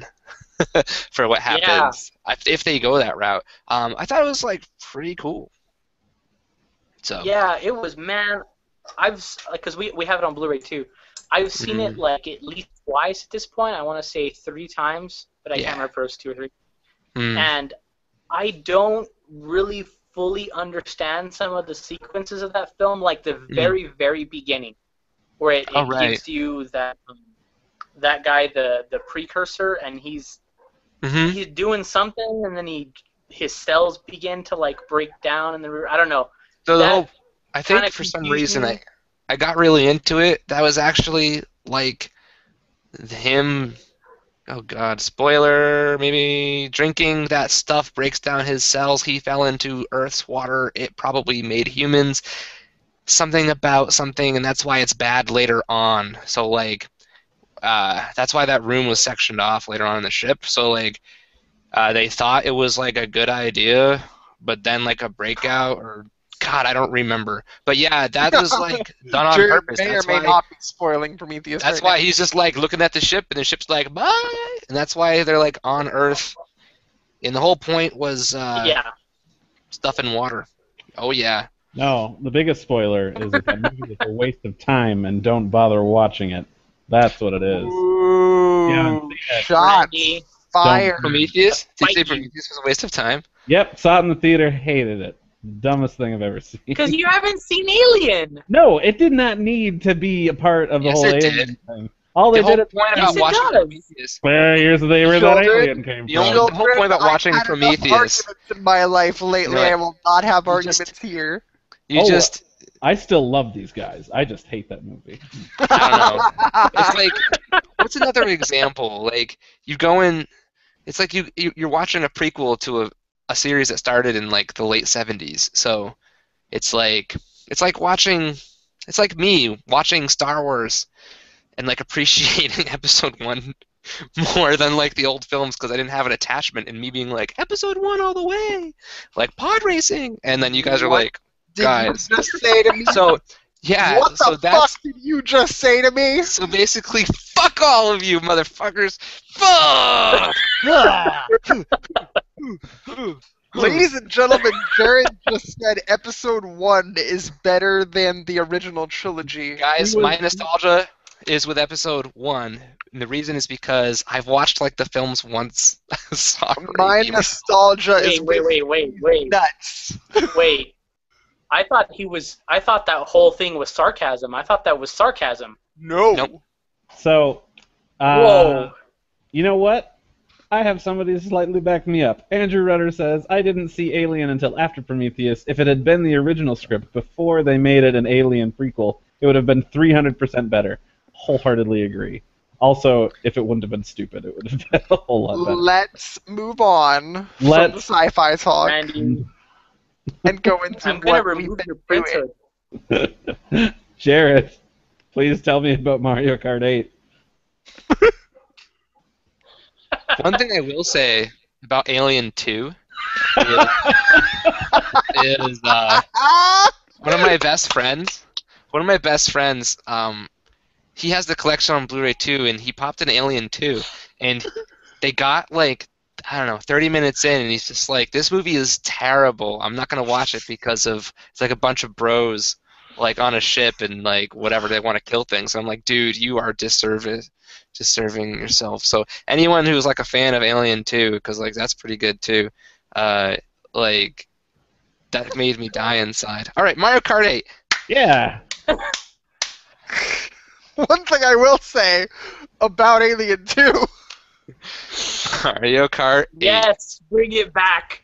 This is the Aliens podcast. Alien- Bye. Eat it. Eat it, eat it, Randy. Eat it. Yeah, eat it. Eat it like that guy. Eat blue shells. Jared, tell us about Mario Kart. Go on. Alien 3 sucked. I We played did suck. Mario Kart 8 for the first time in like forever last night, like half It didn't hour. even come out a month ago. Listen, like I bought it, I played it for like one night, and I'm like, wow, I shouldn't have probably bought this. But I think it's so good, right? But I just haven't really been into it. When I got Shovel Knight recently, I was really waiting for it.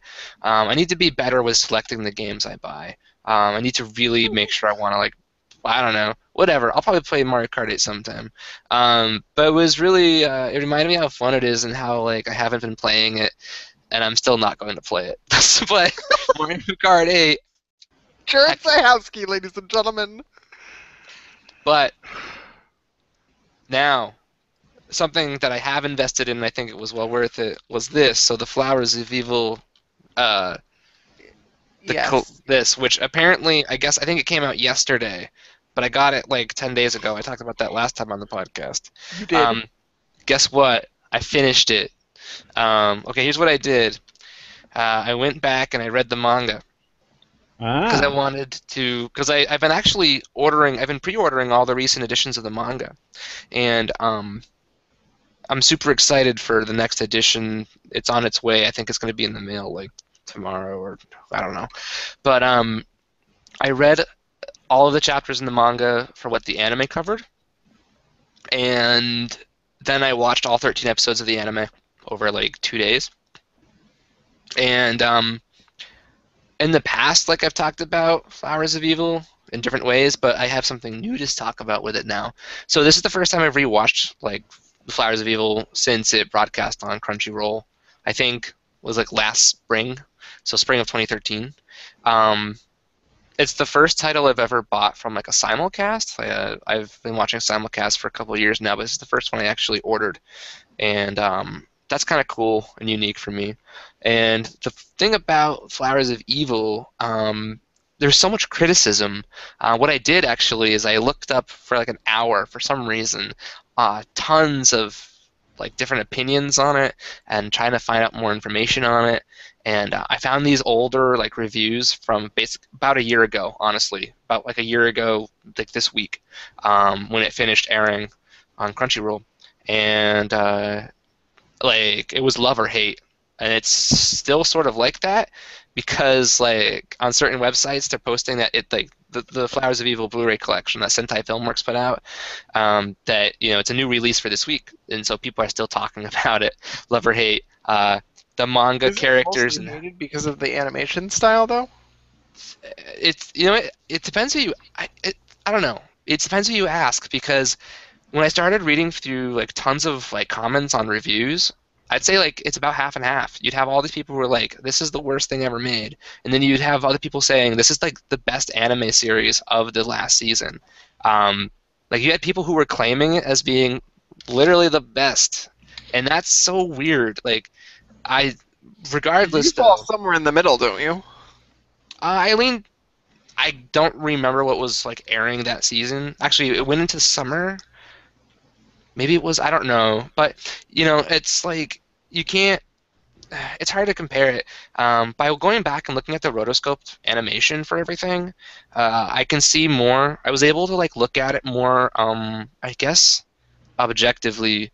I wanted to understand where people came from, like who hated it so much, or claims that they did, and by comparing like the character design models from the manga and the anime, I think that comparison was justified, but I really enjoyed the anime and what it did, and I think the rotoscoping was fine. I think like I appreciate some of the budget that they put into it more because it was an absolute failure when it came out. Like it didn't sell at all, and but it's kind of rumored about, or people just talk about how it's probably going to become like a cult hit because it took like a different stance. I looked up like an interview with the director of it, who is not. I sometimes get it confused. I know it's silly, but you have the author of the manga, and then you have who was slightly, involved with the anime. But the other director of the anime, and I guess like in Japan when it came out, every time he did an interview for the anime, people were like, "Why did you do this rotoscoping?" And so like he was probably sick of that question by the time he answered again. But he just did it because he felt like that's what he needed to do for this series. It was just an interesting answer. But long story short, there's an episode later on in The Flowers of Evil where the three main characters have like a big kind of like climactic breakdown, sort of. And there's this moment where like there's the male character is like between the two females, and like they're looking at him like for his answer of like what will he do next, and the looks on their faces were so realistic, and it's like this emotional like pivotal point of the story, and it reminds you so much of real life, and it redefined why I love that series, I guess. It was really interesting. It's like being a human being and breaking down in like an emotional struggle or an argument to the point where you just want to give up. Like you're done, dealing with the person, even though you like might love them. It's really crazy, and I really enjoyed that. And so now I'm going to continue reading the manga, and eventually I'll catch up to where I stopped before. But I wanted to bring it up because I think it's really cool. But watching it over the course of like 2 days compared to 13 weeks also reminds me that it's kind of the pacing. There's a lot of criticism on pacing, and yeah, it definitely was like I would be staring at the screen and I'm like, please walk a little faster, because there's like a scene of 7 minutes of just the character walking, where in the manga it's like 3 pages. So, but I think it captured the vibe very realistically. So. Can I I'm ask not- a yeah. question real quick? Yeah. What's rotoscoping? So that is when you take a camera and you film actors live action, and then you go back on a computer and you animate a layer over the characters. And so it's like if you do it well enough, it's a really unique style of animation that you can find Have really you quick on seen YouTube. Flowers of sometimes. Evil, Chris? No. Mm, No, A Scanner Darkly, I think that's the name of it. There you go. yeah, There's that. I was So- gonna say because I did Yeah. see that. I didn't see Mhm. it, but I know what it is, and I was. Oh, gonna I ask if love A that's- Scanner Darkly, dude. I Like, actually haven't seen that. dude, That's the if one you with like Keanu. freaky shit like the last few episodes of Neon Genesis Evangelion, like watch A Scanner Darkly. It is an hour and a half of freaky shit, man. Fun So- fact: a bunch of stuff in Snow White was rotoscoped. So I Interesting. mean, it wasn't drawn over it like let's just draw the actor's face on here. It was let's draw their actual like body movements and stuff, but then draw Snow White's face on it. So Yeah, it can be Oh, yeah. jarring, but in Flowers of Evil, like people thought it was a lazy way of animation, because they wanted. I don't know what people really wanted, but other people really well like received it. So I don't know. You don't see pure rotoscoping very often. You see motion capture a lot in different projects, but you don't see you don't see like rotoscoping that often. So yeah, lots of controversy right out the gate, and you either if you didn't get past the first episode, you didn't. But I got past it. I really liked it, and where episode 13 ends, they talk about how they're like, they say like part 1 end, like there's going to be more anime, but because it bombed, they animated scenes from like chapters further on in the manga, but very vaguely. And after rewatching that was really cool. But it's just so sad that they're not going to get there, because the best content, or some of the best content in the manga series, happens after episode 13 ends of the anime, and it's unfortunate that that happened. So, yeah, holy crap! What a weird, dark, like one of the most dark anime that I could see. But anyways, there's definitely other stuff out there too. Moving on to some other stuff. I watched some first episodes of anime for the new season. I guess I'll start by saying that today I watched Sailor Moon for the first time. Yes. We are all going to talk about Sailor Moon. Let's save it for Randy, and we'll all have a giant Sailor Moon discussion, because I think Chris has been watching too. Yeah, Have you, yeah, Chris? that's pretty good. You have. Mhm. I will state officially for the record that all 4 of us have probably seen both the new and old Sailor Moon.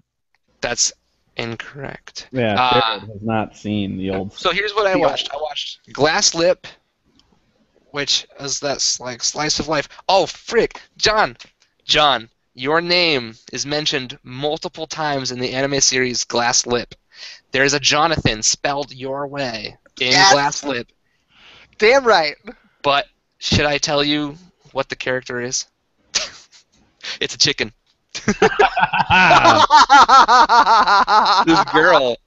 This girl, for some reason, saves a bunch of chickens, and then she names her chicken Jonathan. Anyways, Now, is the girl's name Holly? Because... no, not at all. Her name's Japanese, so. Oh. Okay, so Glass Lip is like really good. Looks great. Don't know what to expect of it yet. Randy, Aldnoah.0. Think you need to check it out because it's mecha. It is that guy. The story was written by that guy who did Gargantia. Oh. It is mecha. It is semi post-apocalyptic, sort of. Something about how like we on the moon somehow made a gate that would take us to Mars really quickly, and some civilization started on Mars, and then for some reason something happened, and then there was a war, and like half the moon was blown up, and now these people are coming back to Earth, and like I don't know, explosions and They sound racial like they would be tensions. pissed off. I'd be pretty pissed off. Yeah, I don't know. This show, like episode 1, defines itself as being kind of standout.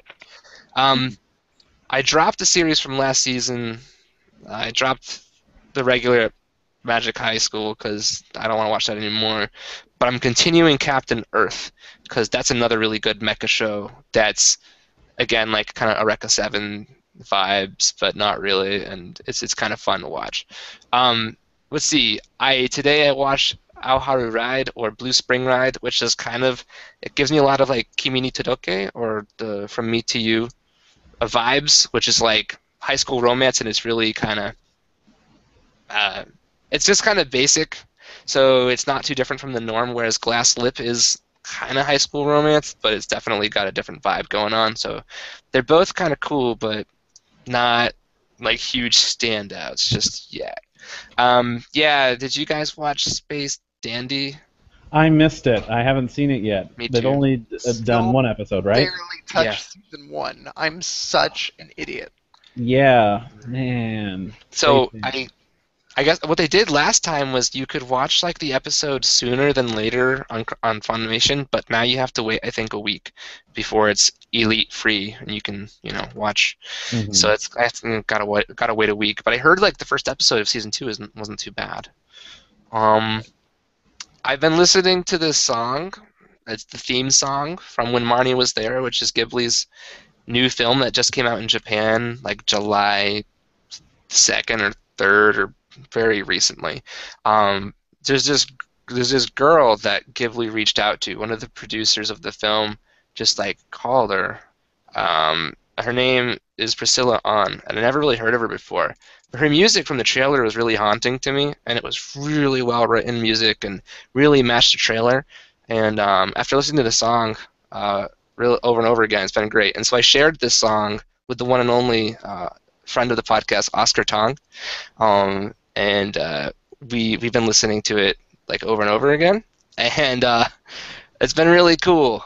And she has this blog where she's been talking about, she's updating it frequently because she's over in Japan right now promoting when Marnie was there for like a month, or actually it's over a month, and it's really cool because you get some insights into what she's doing in Japan. And she met Miyazaki this past week, and she talks about what it's like to go to his house, where I think that's where you see a lot of interviews for films shot like in his house. And what the vibe was like, and she explains what the feeling was, and it was really neat. So apparently it's the first theme song sang in English for a Japanese film from Ghibli. I always thought that Arrietty had an English song. They had like a song sung with English lyrics, but I guess Arrietty's theme must have been not English, so I don't know. But yeah, it was so good. So the theme it's called Fine on the Outside, and I highly, highly, highly recommend listening to that song, and it's so good. What I got for this week. I'm interested, because of course Ghibli movies are always great. Well, not always. Sometimes they're really sad. Grave of the Fireflies. Before we move on, I'll direct a question from the audience. Yeah. To Chris and Jared. Raymond says, will there be an official backwards compatible podcast Mario Kart 8 tourney? That will be up to either of you to say yes or no to that question, because Randy and I still don't have the game yet. We could create like I a will room. take on all comers. Yeah, Oh I'll take on everyone too. You know what, Chris? It is you. If you want to, Luigi wow, every week. he's got his Luigi hat, John? man. I don't know. Only if you buy the game, John, and get in on the competition. I will get in on the competition at some What, 3 point. years from now? But for now, Chris, get a tournament going and bring a group back to Can these you even people like for next make week. a tournament, or is it more Yes. like you can build a room? You can make a tournament, and you No, like, as far as I know with the features of the game, you can make like weekly tournaments, and it's all built to a group that has a number, and people enter the number in and they join it. Welp. 'Cause I know plenty Well, of I remember podcasts they did that with clear Mario monthly Kart tournaments. 7. I'm not sure. Hmm. We'll see. We'll figure it out. We'll make it. We'll do it, dude. I'm so down. My Luigi skills are top tier. Rubber, man. You can Listener Yeah, my Jason man's says, so do a dead. Kickstarter to get John a copy of Mario Kart 8. Hey, No, yeah, that's Patreon that stuff, dude. all you Oh, have to Get do John is and Randy on this stream. Lord knows I need to pay Holly for all the work she's doing on my Tumblr behind the scenes, but I'll get into that shortly. cool. That's all I got for this week. Sorry, I went a little long. It's okay. I like to hear what you have to say, Jared. I like Yeah, to- usually I try to sum it up quick. I even summed up like Flowers of Evil quick. I just don't want to bore everyone. Randy, dude, you Yeah. ready to talk about Sailor Moon? You know what? Let's do that first. Let us talk about Sailor Moon Crystal. So we all watched it, right? That is insane. I know that. It was like for first time ever. Right, and you know what's I even really- funnier? I really just want to be a dick and say my reaction to Sailor Moon was like your reaction to Prometheus. But it wasn't quite the same reaction, so I can't quite say that. But Oh. God damn it. Well, what was kind of funny was that I was, I messaged Chris earlier today, and I had asked if he had watched Sailor Moon Crystal, and then I think he said, no, I haven't. He said, be right back. I'm like, oh, okay. He's No, gonna go do I something. said be right back is all I said. Yeah, and then I'm like, okay, whatever. And then I just went back to work doing my thing, and then he messaged me back 25 minutes later. So I just watched Sailor Moon Crystal. And then, like, while I was waiting for him to, like, come back, I had messaged Jared. I'm like, Jared, I noticed on the outline that you didn't write that you watched Sailor Moon Crystal. And he's like, oh, yeah, I didn't do that. I've only watched, like, one thing this whole week. Hold on just a minute. And then, like, within a few minutes of each other, you both come back. Okay, so I just watched Sailor Moon Crystal. Oh, so that Of was course, kinda I didn't say anything because I like being secretive. I like Yeah. guessing. You did keep me guessing. Of course, that was the first thing I did when I woke up Saturday morning was I just ran up here in the living room and I'm like, Sailor Moon! Like, you're just like in your underwear, like Sailor Moon, and you like. A bowl of like cereal just in pajamas. I'm like, yes, I am a good girl in Japan.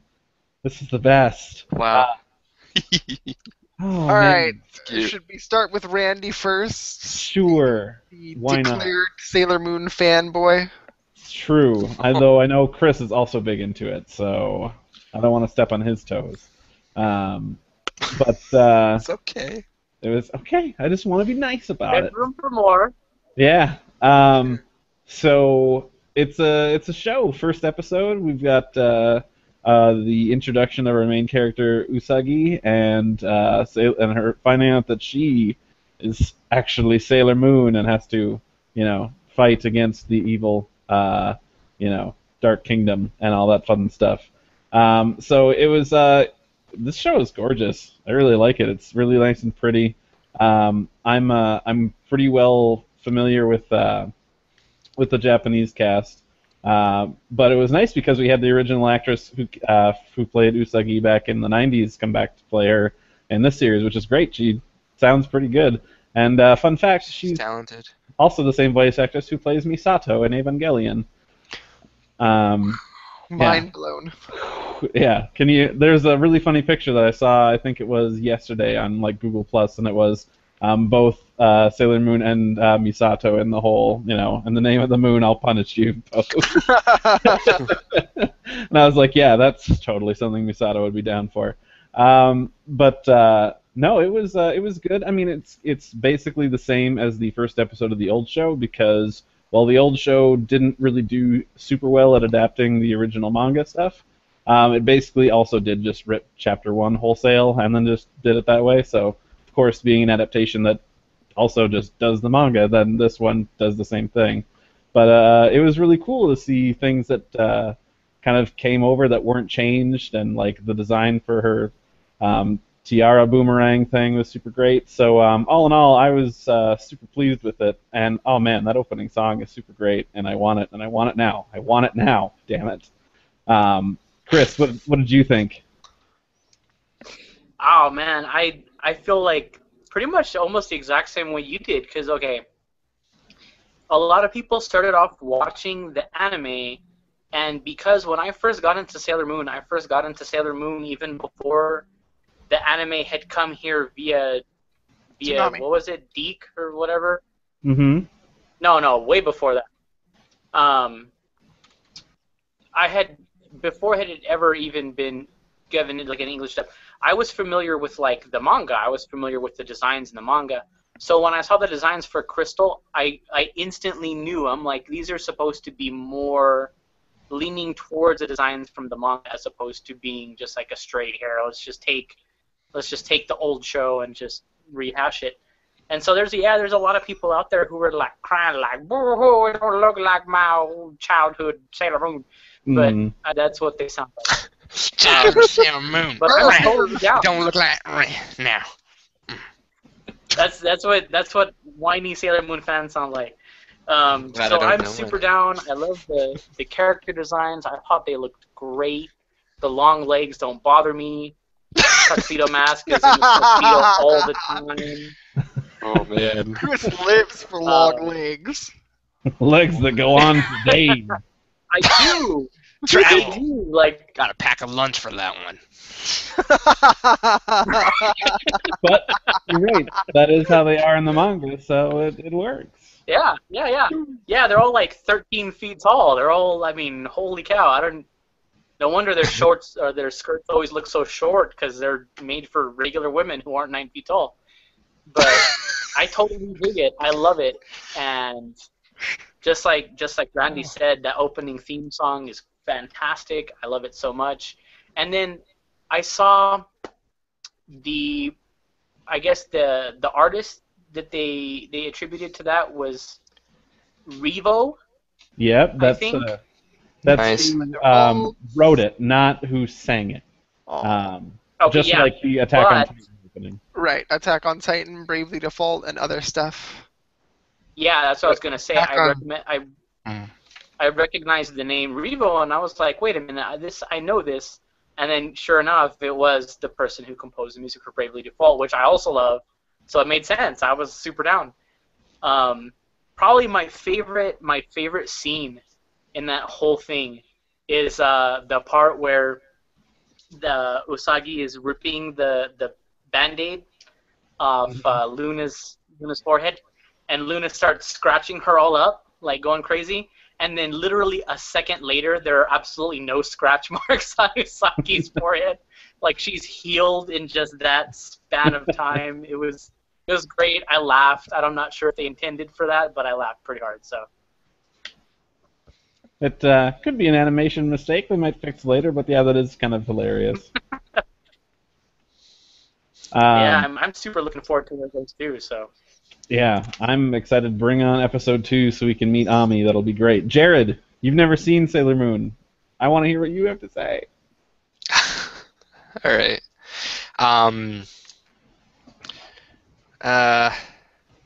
Alien 4 wasn't that good either. So basically, let's see here. Okay, I don't have much experience with magical girl anime series, and that's a fact. I've only watched Mahou Shoujo Madoka Magica, and that was the one that was supposed to be different from all the others. I did not see, was it like Precure? Mhm. I did not see, oh my god, there's some other one where it's like the girl dances like every episode. It's like a ballerina, and it's just like, what? Did not see that either. So, like, Sailor Moon, I did not, that was on Toonami, right? Must have been. It was. This was one of the mhm. first ever shows on think Toonami. he- I yeah, believe it okay. was Sailor Moon, Reboot, Dragon Ball Z, Right. and something else. Thundercats. Right. Here's the deal, though. Thundercats. And Super I- Friends. So I never watched it when I was younger. I have a feeling, like, I remember the existence of Sailor Moon, but the problem was that I probably just didn't. I don't think I might not have been fully aware of anime at the time. Maybe I was watching Dragon Ball Z, but I don't know. So what happened was I never really watched it, and so I get to the release of this where people were like, I can't believe you've never seen Sailor Moon, blah blah. So I watched it. I wasn't going to until Randy reminded me, and I'm like, wait, I actually woke up early today for some reason. I have some time here. This is cool. I'll be able to actually talk about it. Okay. I don't really know anything about Sailor Moon. So going into it, I've never read the manga, never saw the original TV series. I don't know anything about the characters, all right? Mhm. It was... Jared's over here being pensive. Like, no, I'm trying to think of a way to say this. we're not judging. I'm actually like super serious. I basically I thought it was like all right. I have this feeling the whole time I was watching this first episode that I feel like I was doing a disservice to myself for not watching the original series. I feel like if I was this nostalgic fan, like I would have like a higher appreciation for all the things they were doing, like when they were introducing characters, when they were showing the antics that it's Usagi, right? Yep. All these antics that she has, and like the high-pitched crying and like flailing around, and I thought it was like kind of cute, kind of funny. The skewing towards like the female audience is pretty heavy, and I know there's tons of dudes who are into this show, and I'm like, man. And so there was that. The transformation thing was like hilarious. Again, it kind of made me wish I could have seen what it was like in grainy film to see like the older. So I've been considering possibly like watching some of this on Hulu, but I just haven't. And so I think the story was like decent. It reminded me, for some reason, like the demon woman, the mom, she like reminded me of like a Yu Yu Hakusho demon.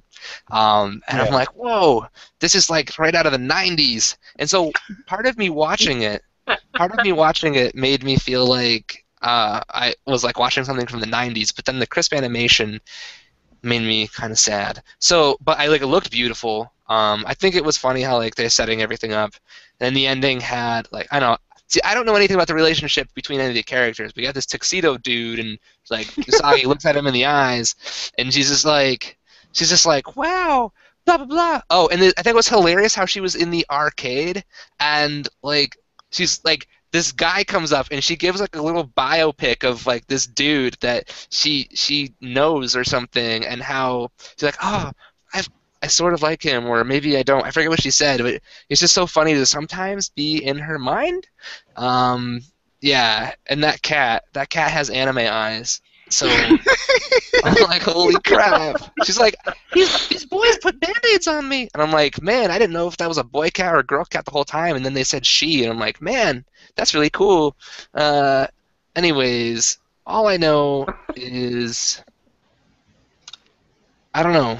I guess I'll watch episode 2. Yeah, I don't want to say a lot, like, to respond to a lot of that, because there's more that you need to see, which will be really fun. Yeah. But to just like that one thing where you're like, oh, where Motoki showed up at the arcade, and then she's like, oh, here's this thing about him, blah blah blah. In the manga, like the first 4 pages of every chapter is like first person narration from Usagi. It's just like every chapter is, hi, this is my name, I'm 14 years old, and this is what I do. And then she'll like go to see one of her friends, and you're like, this is this person, and here's our relationship. And it's every time. So the entire story arc is just like mostly reintroducing. I'm not sure if this was like a monthly thing, so then it was kind of like you might have needed a recap on like who these people were. But yeah, so that's just kind of. I mean, like overall, it was like, I want to say interesting. No, I want to say, like, seriously, it's hearing you talk about it is really, really hilarious. I'm sure. I agree. I'm sure Randy feels the same way. Do you see the smile on my face? I want to hear. Great. Yeah, I want to hear. I seriously want to hear like Jared talk about every single episode from the perspective of someone who completely new. Yeah, Jared, you can't drop this show. I need to hear your thoughts. I am completely new. I knew when her hair, the things in her hair started beeping. I was like, for like so much of it, she's just like scared of things, or like, I don't know. And then all of a sudden she's like, I must save my friend. And then she just runs. Like, she's there in a split instant. And I'm like, yes. And then that tuxedo guy, he's just like, I don't know if he has any powers or anything. He's just looking for some, like, necklace thing. He's just like, yo. Powers. I think, can I at least say what his powers are? Don't say a word, Randy. Okay. Don't say a word, because it's time to hear my thoughts. He's just like, it's nice meeting you, Sailor Moon, or like, I'll remember you. And I'm like, holy crap. Sorry, okay. You guys, do you hear that noise? Sounds kind of like rain, because I might rain on a parade. Oh, let's hear John rain on the parade. Look at him! I can't wait. I'm not going to rain on a parade so much, because I did see the show, and I did enjoy it. I have one big problem, though. And it's a problem that may dissipate with later episodes. Because the one thing I did do before watching the new show was watch several episodes of the old show. I watched from episode 1 up to the introduction of Amy. Spoilers. That's who I remember her in English. I'm not spoiling anything. I didn't spoiling say it for me, because I don't know who Amy is. I know. So it's just another random name. I didn't say who Amy was or what was going on. It's close enough. In the English dub, her name is Amy, and everything else, it's Ami. So. Oh man. Gotcha. So I watched the old episodes, and I remembered every piece and part of what I loved about this show back in the day. And one of my favorite parts about Sailor Moon was how the show, like, definitely brought out characters' personalities through how they were animated. Everything was super duper hyperbolic in terms of the lady's Usagi's facial expressions and how she did things, and just everything was completely over the top because Usagi's a very over the top person. In the first episode of the new anime, They did a kind of good job of showing the kind of person Usagi was in episode 1, but they totally pulled back her No, emotions. they did a good job. They got the point across to me that she's like a spastastic, Oh, Jared, like insanity. you need to like- watch the first episode of the old show. The scene where she kicks the door from when her brother like makes fun of her and then goes back in the house. Yeah. Hilarious Yes. and like really over the top animated in the old. And series. it's the old shows portray Usagi as super duper over the top, like obnoxiously over the top, hilariously over the top. And in the new anime, like they portray her as over the top, but it is scaled back. And I hope That's scaled that they, back. I need to watch episode 1 of this like right now. So You really do, because it's really it's greatness. And I was just disappointed with how much they scaled her back, which I hope that they eventually loosen up. But everything is like super duper pristine and super duper gorgeous, and the fact that like Luna scratches her face and she's healed, like everything just, in my opinion, in the animation sense, it's beautiful, it's freaking gorgeous, but it's too pristine. You know what I mean? yeah. to a degree. And I mean Yeah, that's that's why I felt sad about like. I was like, man, that would have been really cool to see those weird that like this and that like in with the grainy stuff, because I that's love the that only kind of major anime. problem I have with it. I mean, the show itself is freaking fantastic, but there are a few animation-related kind of things that I'm just waiting to see. I'm obviously going to keep watching this stuff because I remember why I was such a big fan of the show back in the day. It's not as though I feel like I can relate to Sailor Moon or something to that effect, Yes, you can. but it's...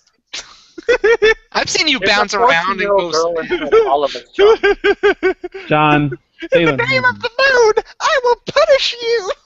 Sailor Moon punches people in the face. You can relate. Here's what I was actually gonna say real quick to Randy. I yeah. was gonna say this to Randy. I think like you have to, for me in the position I'm in, it's basically like watching like DBZ, Battle of the Gods. That's the newest movie, right? Yeah. Yes. As if I had never watched Dragon Ball or Dragon Ball Z. So like, okay, you would get the antics, it would look super great, and like you'd like it, like probably entertaining, but all of that nostalgic connection is lost. So that's like where I am with this. So I just wanted to bring that up. Yeah, that makes it kind of tough. Do you think that Sailor Moon Crystal can exist without nostalgia? I think it can. Heck yeah. Heck So yeah. long as it'll yeah. be the first time that Well, the manga Many will people are seeing it. Yeah, many people are seeing it. It's an actual faithful adaptation of the manga, so it'll be the first time that a lot of the material has been animated. Like I recently just read through the story arc that they're doing in the manga, and it's really cool how things kind of change and things are different. So it'll be nice to see all of that because some characters get more time to shine for things instead of just, oh, I beat the monster of the week with my fire powers. That's cool, right? Also, I want a boyfriend. It's more than just that, which is nice. Oh man, Um, Jared's gonna have fun. Andrew Rudder in the Q&A is also a fan, and he said that the new opening theme is like the original English Deke opening had a baby with a power ballad. It's like, yeah, I wanted to read that too. I Oh, forgot. man. it's I very was too true. concerned with raining on your parade. Tuxedo Mask is basically a motivational speaker who dresses up in fancy costumes. that's his powers. That's the Oh power. lord. So, it was so interesting when she like looked at him in the eyes, but he was wearing glasses that were like tinted, so I couldn't tell if she could actually see him. But she was like, I don't know. It was just so weird, just so funny. It's the worst part about this series to me is the fact that we gotta wait 2 weeks between every episode. True facts. Yep. It's every 2 weeks we get an episode. So I didn't know that. That's weird. yeah, Huh. 26 Oh, that's episodes awful. over a year. Yeah. So, but things will be moving a little bit of a faster clip. I mean, in the original series, Ami doesn't show up for like 6 episodes, but now here it's like Right. boom, episode 2. Before we leave like anime, Randy, real quick, did you watch Sword Art Online 2 episode 1? I watched the beginning part because Eric, my partner, also watches Sword Art Online, and he's busy at the time, so I'm just like, I'll just watch this just to see what like the premise is. Okay. So I have not Cool. seen it yet, no, but Talk about it sometime later. soon, yeah, we'll talk about that. 'Cause I watched it. Yeah. Yeah. I actually do have more anime stuff to talk about other than just Sailor Moon Crystal. There was a show that I tried to watch a few months back when it was came out in the fall, so simulcasting then, called Log Horizon. It's another MMO-based anime. You've mentioned this on the Backwards Compatible podcast more than once. Yeah, I've mentioned it before, but I've been watching it some more. I marathoned a good 4 or so episodes the other night, and I just have 5 left to go. It gets to a point where for me it blows Sword Art Online away with how well it executes what it's going for, and how well it sells the fact that they are in an MMO. Like, if you go back and you watch some stuff from Sword Art Online, it's very much like whatever happens in the plot is because Kirito needs to be a badass, not because this is how the game structure works. Where Log Horizon, everything works together All and right, meshes really Randy. well. Yeah, You guys should watch Log Horizon. you should. Jared, No. Jared shakes his head no. You should. It takes a bit. Maybe. There's a lot of slow world building in the beginning. I quit at episode 8 when it turns out that episode 9 is where suddenly things click and it's like, oh, I now get what this show is going for, and okay, now it's amazing. Okay, gotcha. I will cautiously approach it. Yes, I would try that. Randy. It is, yeah. Okay, there is a button in front of you. The button will automatically erase the existence of 2 of the following: Log Horizon, Sword Art Online, or Dot Hack Sign. Which one do you save and the other 2 are gone completely? What happened? Dot hack sign. He'll save. I I guess. probably would. Just because if I Okay. got rid of Dot Hack Sign, then I wouldn't have Dot Hack anything, because that was kind of No, before but things not- started. But not in terms of if it because it's association to the rest of the stuff like the games. I'm talking about just in the realm of anime based on playing an online game. Okay, so In that completely isolated from everything else, just what it is, it is. Yes. Okay, so it's been 2 years since I watched Dot Hack Sign again, and I watched it again, and I was expecting it not to live up to its expectations, or at least what I remember it being. But I watched it, and I was like, yeah, this is still good. But at the same time, it is really slow. Oh man, this is tough. I don't know, man. I Let's- couldn't get into Log Horizon myself. Just as a heads up. Yeah, what Jared did you would find? kill Log Horizon. I just remember watching an episode or something. It just didn't capture me. It is what it is. It depends, because in certain seasons, I have so much I'm watching. Like Sailor Moon, for this season was one of those series where look, here's my list. Here's my list, and it's just Sailor Moon Crystal is on it, along with 9 other series that I wanted to at least check out, and Crunchyroll keeps on licensing more. I actually forgot to bring up other series, and it's just oh man. So sometimes Jared's work is never done. It's true, Jared's Jared. work is never done. our work is never over. But John, I would say maybe give it a shot. Just know that it is very different from Sword Art Online, and that it's not very action based. It's a lot more. I'd say there's more political stuff that's involved in it. Just watch Dax instead. Yeah. But speaking of Dot Hack, besides just watching Log Horizon, I'm like, you know what? I watched Dot Hack Quantum before, and that was good times. I'm gonna watch another standalone Dot Hack thing, so I watched Dot Hack the movie Beyond the World, which we have not gotten here, but I have it, and it's a good movie. So I watched that again, and I just couldn't help myself. And that one's really cool. It's full CG, and what's kind of weird is that the story takes place both in the real world and in the game. And the game, the graphics for this full CG movie are really realistic. I mean, it's very much like an anime style, but it is like real lighting and things like that. But anytime it's in the real world, it's CG, but it's like cell shaded and looks like a cartoon. So it's like it's weird that the real world looks less real than the world in the game. It's a metaphor, man. Yeah, but it's The game is real to them. yeah, it's real to them. But yeah, it's short. It's like maybe just a little shy of 2 hours. It's a standalone thing. You don't have to watch Sign or anything else like that to get it. Other than just like, oh, I recognize those designs because they reuse things from older things to, people are playing MMOs. They're like, oh, I like this one character. He looked really cool. I'll make my character look like him. So there's that. But other than that, standalone, it's pretty good. I would hope that once Funimation starts bringing out their license rescue, all their .hack stuff, that maybe they'll be like, maybe it is worthwhile to bring over that really expensive movie, because that would be a really super thing to add to my collection. And if you are a .hack fan, you should watch it yourself as well, because it's good stuff. Recommended. I also watched, not anime related, but Chris, I watched more Arrow, and I made it through the mid-season finale sort of thing, and I cannot wait for The Flash. So. Yes, good old Barry Allen. Yeah. Heck yeah, dude. No, I was super, like, because of course I was watching them while they were on television, and I knew that what they were building up to, I knew that it was going to be Barry Allen becoming the Flash mid-season finale, and so the hype level was off the charts, and I mean it lived up to my hype for the episode, but I know that you didn't really have a whole lot of build-up, but I'm assuming that it was still awesome.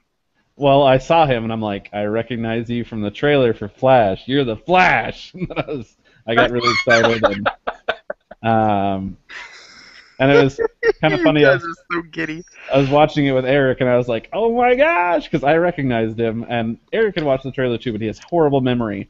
And he's like, "Is this guy supposed to be something?" And I'm like, yeah, it's the Flash." And he's like, Look at his face. And he's like, "How do you know DC stuff?" Because I don't really watch or read anything of that sort. And I'm like, "The trailer that we watched like 3 weeks ago," and he's like, "I totally forgot. Now you basically just spoiled me." I'm like, "No, oops, come on, man." But yeah, it was really, really good. So I have like half a season left to go, but it's going somewhere. It's going somewhere, and I like where it's going. And I know that what was it today? They announced that they had started production of season 3. So yes, Randy does a little bit. So awesome. You're not holding up your end of the. It's gonna be so great. I know, but you're not holding up your end of the bargain, man. You're still. I don't think you've watched any new Doctor Who since the last time you told me about it. Chris, look me in the eye, Chris. Do it, Chris. Do it. Do it for Holly and do it for Randy. Whoa, this is intimate. I'm just kidding. I'm past this intimacy. I'm going to do it. No, I was going to say, speaking of Arrow Season 3 especially, I'm not sure if you know much about the DC Comics universe at all. No, other than Superman is terrible and Batman is really great. You were correct on that. But, I agree too, even though there's a character named Firestorm, and it's funny because in the comics, Firestorm is a guy. Oh, no, it's Firestar. Never mind. Wow. It's basically two people. Like, Firestorm's powers is that he can break down inorganic matter and rearrange its makeup to create something new. So you would say it's kind of like alchemy sort of deal. He can do that. And you have two people, a person who is the student and then that person's actual chemistry teacher, kind of fused together in the same body and are the character Firestorm. And so this dude accesses his teacher's extensive knowledge of chemistry to reorganize inorganic matter. He's going to be a character in Season 3 of Arrow. Like, he's actually coming out. Or no, it's not of Arrow. He's gonna be in The Flash. Okay. And so the cool thing about that is, of course, Stephen Amell is the guy who plays Oliver Queen in Arrow. Has a younger brother, Robbie Amell. Robbie Amell is the person who was cast to play Firestorm. Interesting. Yeah. Huh. That's fun. So that's trivia. cool. And then, of course, the Atom is also going to make an appearance. I think he is making an appearance in Arrow Season 3, is Atom. And he's played by a famous person. I can't remember who. It's all I don't know, good. whatever. Shall we move on? Let us. I have 2 quick game things. One of them, I played more Xenogears. I made some progress. I fought a Charlotte's boss. happy. Charlotte, I hope you're happy. I just beat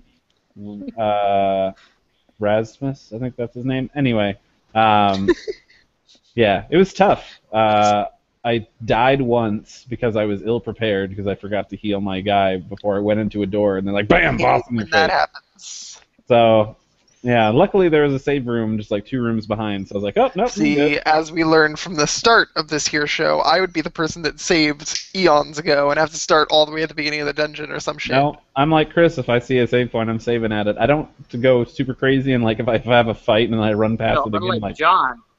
yeah. But I beat him and I moved on, so I'm getting somewhere and still enjoying the game. For Basement Quality, the Let's Play group that I hang out with every week, we're still making our way through No More Heroes. I just got us through 4th rank out of the 11 assassins you need to kill, so 3 more to go. So yeah, exactly. Have you guys ever played No More Heroes? No, we've covered this. Okay, gotcha. But yeah, so I we're played making. it a little I'm bit. the outlier, I'm the ugly one, etc., etc., etc. And Ah. Jared probably owns the game but never took it out of its package. No, I don't own it, but I've played it. There you go. One of our listeners, who's not actually listening this week, but in the past, Yeah, I remember this now. he he played his copy in college, so it Oh. was like for 5 minutes. Yeah. But yeah, so almost there. We will have all those videos coming up soon, which has been super fun because No More Heroes by itself is a pretty goofy game and doesn't take itself seriously, unless it does, in which case it's hilarious. So when you're with friends, it's even better. So yeah, when you're with friends, it's even better, and it's no holds barred in profanity, both in the game and what things that we have to say. So Yeah! if you look us up on YouTube, not safe for work, kids. And that's what I got, John. I don't think we are very safe for work. I'm gonna hand things over to you while I take a quick second to also not at all. grab water, and I'll be back in 40 years. It's true. Bye. I'll see you guys when you're 60. So, as we learned at the start of this here show, it's been one hell of a crazy week for my dumb ass. I keep meaning to launch my Tumblr and get this shit off the ground. I've been slowly transferring content over, and I want to sort of build stuff up and schedule stuff so I don't, like, open up my Tumblr and then have a deluge of posts come out. So I've been getting shit ready. I've been categorizing stuff. My girlfriend's been working on pages for my Tumblr behind the scenes because Tumblr's like her specialty. It's coming together. It's coming together a lot slower than I originally planned because things are happening in my life, but it will officially launch. I'm going to go ahead and mark the date this coming Monday because stuff is finally looking like it's about to wrap up. I've got new content, I've got old content, and it is all happening on Monday, July 14th. If I somehow miss that date, name me, find me on Twitter, poke me, prod me, yell at me, just do it. So there's my little bit of business matters, and let's just get into some games. First of all, I had my Wii U out, and I'm like, I need to freaking play something on this thing so it doesn't gather dust. Besides Shovel Knight, that Oh is. no, mine's gathering dust. I dusted off The Legend of Zelda: The Minish Cap, which we did a Zelda roundtable for our other podcast a long-ass time ago, and you'll learn from that one that I started The Minish Cap, but I never finished it. So, I am intent on finishing it this time, and I am making good progress. And there's a lot that game does well. You can tell that it was inspired a lot by Link's Awakening and the Oracle games, but at the same time it's trying to be something new. And I'm just totally I'm digging it. I love top-down Zeldas. They've always been some of my favorite things. And I suppose that's all I really have to say about the Minish Cap. To bring up Entwined real quick, that is the game that Sony announced at E3 and then promptly released at the same day. It's the one with the bird and the fish who are in love, but their souls can't be together because they're constantly disconnected. That game, like, have any experience with that game? Well, it's just like real life. Sure. No game, no life. 'cause Yeah, that- dude. Oh, that well. happens all the time. But nobody's played it before? No. Alright. I'll explain the premise just real quick, because you can tell just by looking at the trailer. You hold the PlayStation 4 controller in your hand, and each analog stick controls the bird and the fish, respectively. I think left is bird and right is fish. And you're moving these two characters on a set path in a sphere, and you are guiding them through gates.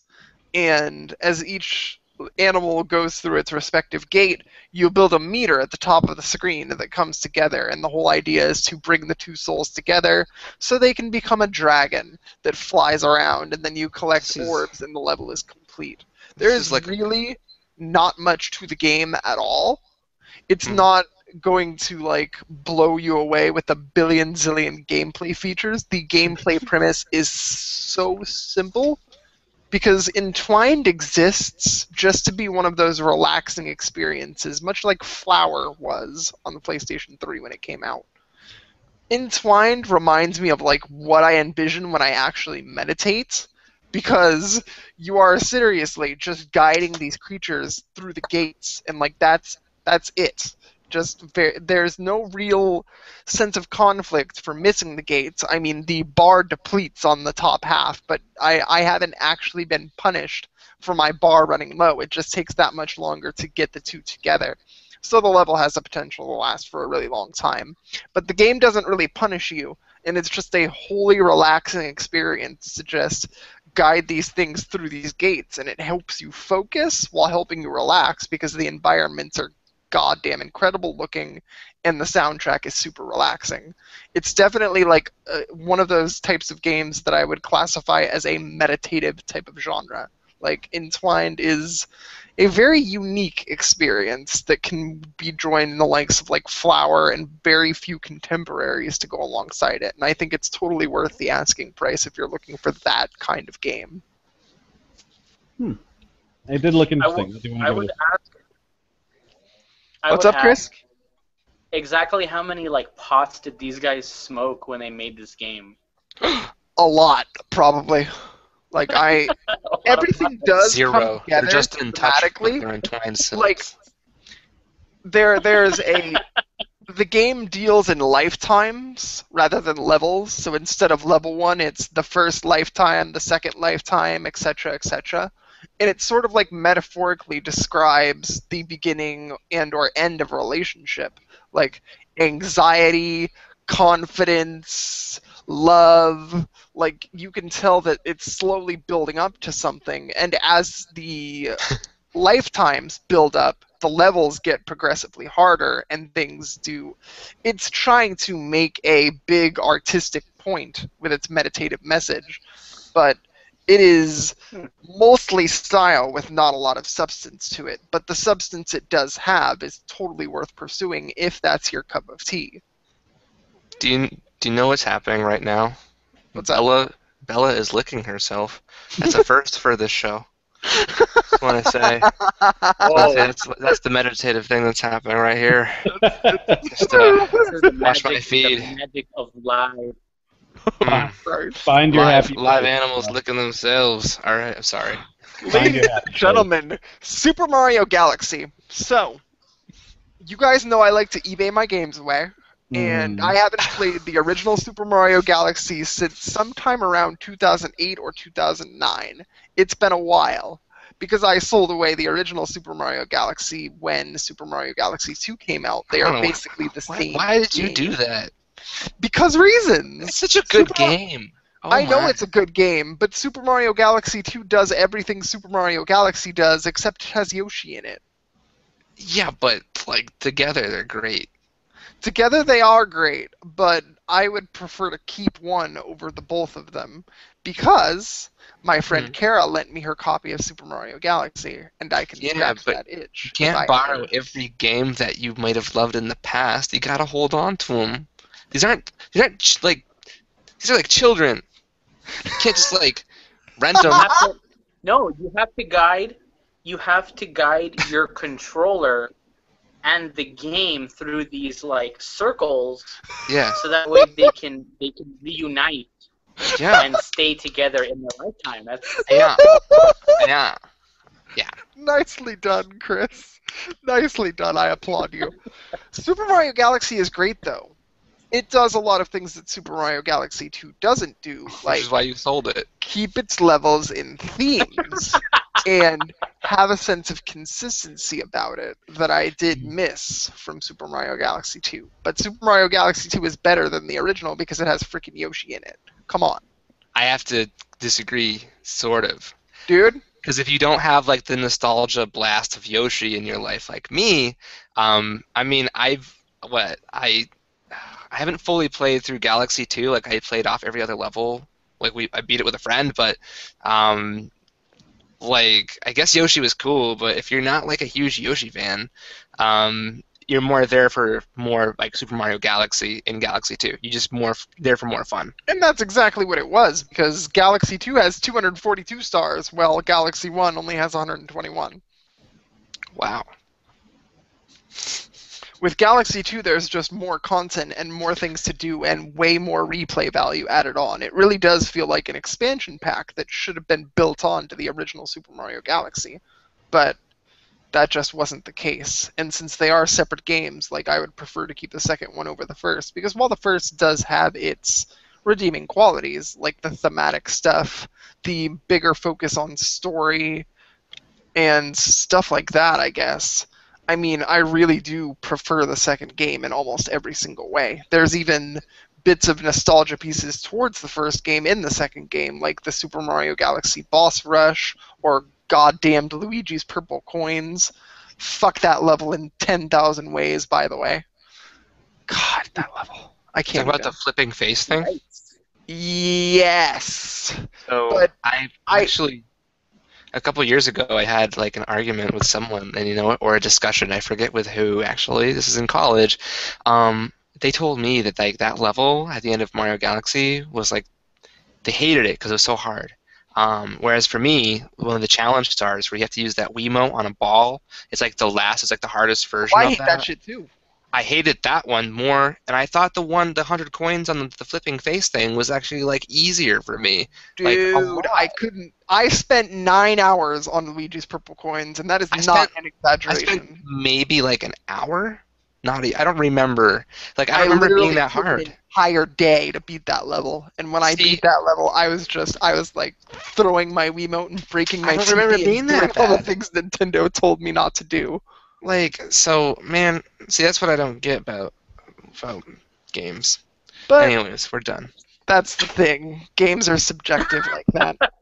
Hey, speaking of things that you don't get about various games, Jared, What? I also played Mutant Mudds on the Nintendo 3DS because Jules Watcham and the folks at Renegade Kid have released a free update for the 3DS version of the game That's that right. makes it like Mutant Mudds Deluxe, which I means don't even you know. indeed have your The checkpoints. checkpoints are going to make the difference for me. That They game's damn alright. well should. That game's It's alright. damn well time. I like Shovel Knight. Shovel Knight is better than Mutant Mudds. I will grant you Hell that. yeah. I do think I can logically make that conclusion now, but Mutant Mudds gives it a very tight, close run for second place in my mind. Yeah, if you're into mutants and muds.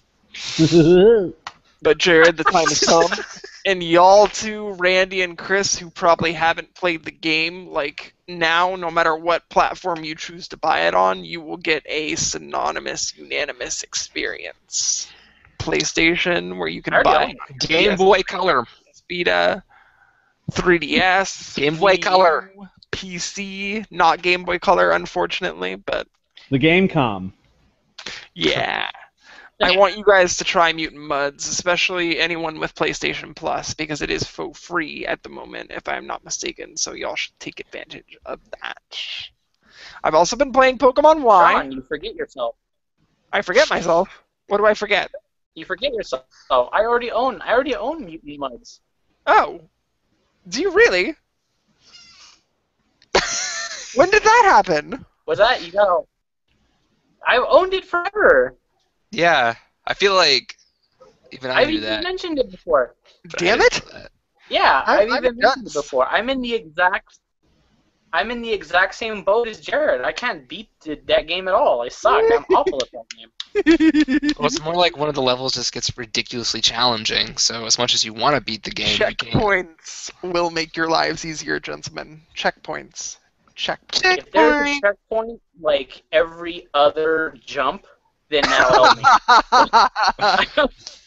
Yeah, I I'll agree. beat it for you if you beat Guacamelee for me. Oh yeah, I heard that game is pretty tough at the end. I'm so close to the end of that freaking game, and there's just the Jaguar boss, and I still can't beat that motherfucker. That guy's harsh as hell. Yeah. that guy Moving sucks. on, just a quick mention of Pokemon Y. I have my team of 6 shiny Pokemon finally in my 9-year Pokemon career. I have gathered up a whole team of 6 legitimately caught shiny Pokemon, and I'm just like, woo, having fun raising them, grinding them to level 100. About to prepare myself for the secret base awesomeness of Omega Ruby and Alpha Sapphire, and it's going to be freaking outstanding. I also want to congratulate my friend and listener of the show. Let me get this right. Hans Kausu, I think is how you pronounce that. Mm-hmm. Who just recently completed his national Pokedex, and I do believe he was going for the living Pokedex route like I do, where his PC boxes are stuffed full of each unique critter. So that is no small feat. Congratulations, sir. And I also want to mention Shovel Knight, because I just found out that Shovel Knight has a butt mode. It sure does. It really, really does. And I want to tell you guys how to access butt mode, which replaces most proper nouns in the game with the word butt. So, for example, when people say, hey, Shovel Knight saved the day, it will say, hey, butt saved the day. Like, it's genuinely funny if you're an immature 5-year-old. If you want to access butt mode, you can enter your name at the start of your save file as capital letters, mind you, WSWWAEAW. So, ladies and gentlemen, you now have access to butt mode. But before I leave and shut up, But Chris, Well played. I'm going to talk about comics. Because there are 2 comics in my life and 2 series that I have followed since their inception or very close to them. One is Questionable Content, which is a web comic that started in 2003. I started following it in like 2004 or 2005, and it's been going on forever. And like I've watched these characters grow up and the author grow up, and it's just been pretty crazy because now there are like thousands of these little daily webcomic strips to go through. And he's become a big success on like his Patreon and stuff, and just things have been absolutely crazy since 2003 when that series began. But the other that I'm going to spend a lot more time on tonight is the Boondocks. Have you guys heard of the Adult Swim series at all? Of course. Have you Yeah. watched it? I watched at least the Who's first season. What's up, Chris? I said, who snitch? I've Never mind. It's like what Riley says all the time. Right. I just couldn't hear you very well. But Oh, sorry. more so than the animated series, I have been a huge fan of Aaron Magruder's comics.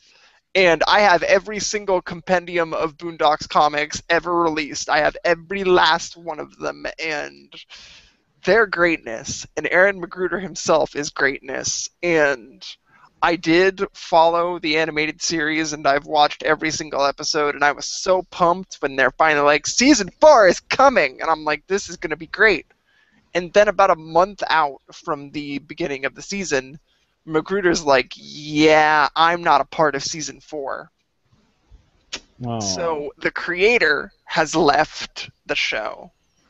And I don't often look at reviews for TV series, but this one guy who said his review of Season 4 has pulled it off exactly, and I'm going to steal his words real quick. The new season of The Boondocks is a copy of Magruder's Baby made from a printer that needs a fresh ink cartridge. Those are some damning words, but it's really, really true because it has not the charm, but you can tell that it was drawn by the same people who drew the original Boondock stuff. It's voiced by the same people who have been consistent in that animated series the whole time. You can tell that it really, really, really wants to be the Boondocks, but something's missing. You can tell. The jokes feel kind of cut and dry. They're less controversial and more like, nah, let's make jokes about slavery. And I'm like, okay, you do that. You go ahead and do that. I spent today watching every episode of Season 4 up to the most recent one, and I'm just not feeling it at all. And it just breaks my heart because I love the Boondocks, and I wanted to see that animated series go out on its highest note. But with Season 4, it's just missing the magic, man. You can tell that Magruder has taken a step back, and it just wants to be the Boondocks so bad, and it's almost there. And it gets to that point where, like, if you're a big fan of the show, you think, is something better than nothing, even if something isn't as good as it could be? And I'm just on the nothing bandwagon. I would sooner take my comics and keep reading those versus let this series kind of lose what made it so great. Yeah, I can totally see that, because it's something you dig, and it's like, now it's just a shadow of its former self. You're kind of like, oh man. Then it's a It made train me wreck. sad. You have to, or a car accident. You have to watch it anyway, just to see how it goes. But I guess that's the end of my neck of the woods. I'm glad that Chris watched through with his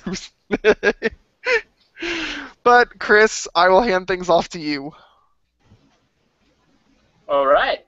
Well, let's see. What do we got? I don't know. Like, I had a bit of like envy for your section because your section was huge. You had like all these things, and I'm like, wow, John does so much in a week.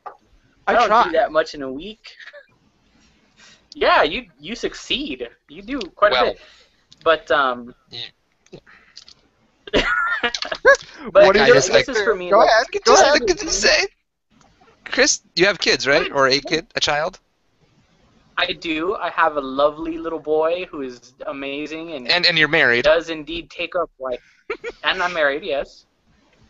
So yeah, no, it's true. It's true. You have this fleshed out. Your time is limited, so you have to choose more wisely. True enough. No, it's very true. It is very true. Yeah, I mean life is interesting. I do think I do think I made use of the time as best as I could, because I did finally beat Mine Zero, and I do have a completed review for that that's coming up on. Thank you very much. That should be coming up on Game Podunk either tomorrow or Friday. So GamePodunk.com. You can read my review from Mine Zero there. Shameless plug. I will say I liked it, and I will say that.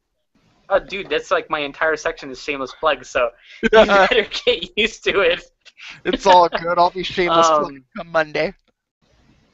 You will. Hey, you already shameless plugged your Tumblr too, so let's. True. I'll be shameless plugging too soon. There you go. Yeah, I'm All looking forward to your plug. Tumblr. We're all plugging into the backwards compatible matrix. Yes, sir. I will say that I did like it, and it did impress me, especially towards the end with a lot of the interactions between characters and stuff like that. And if you want like my full analysis, you can read the review.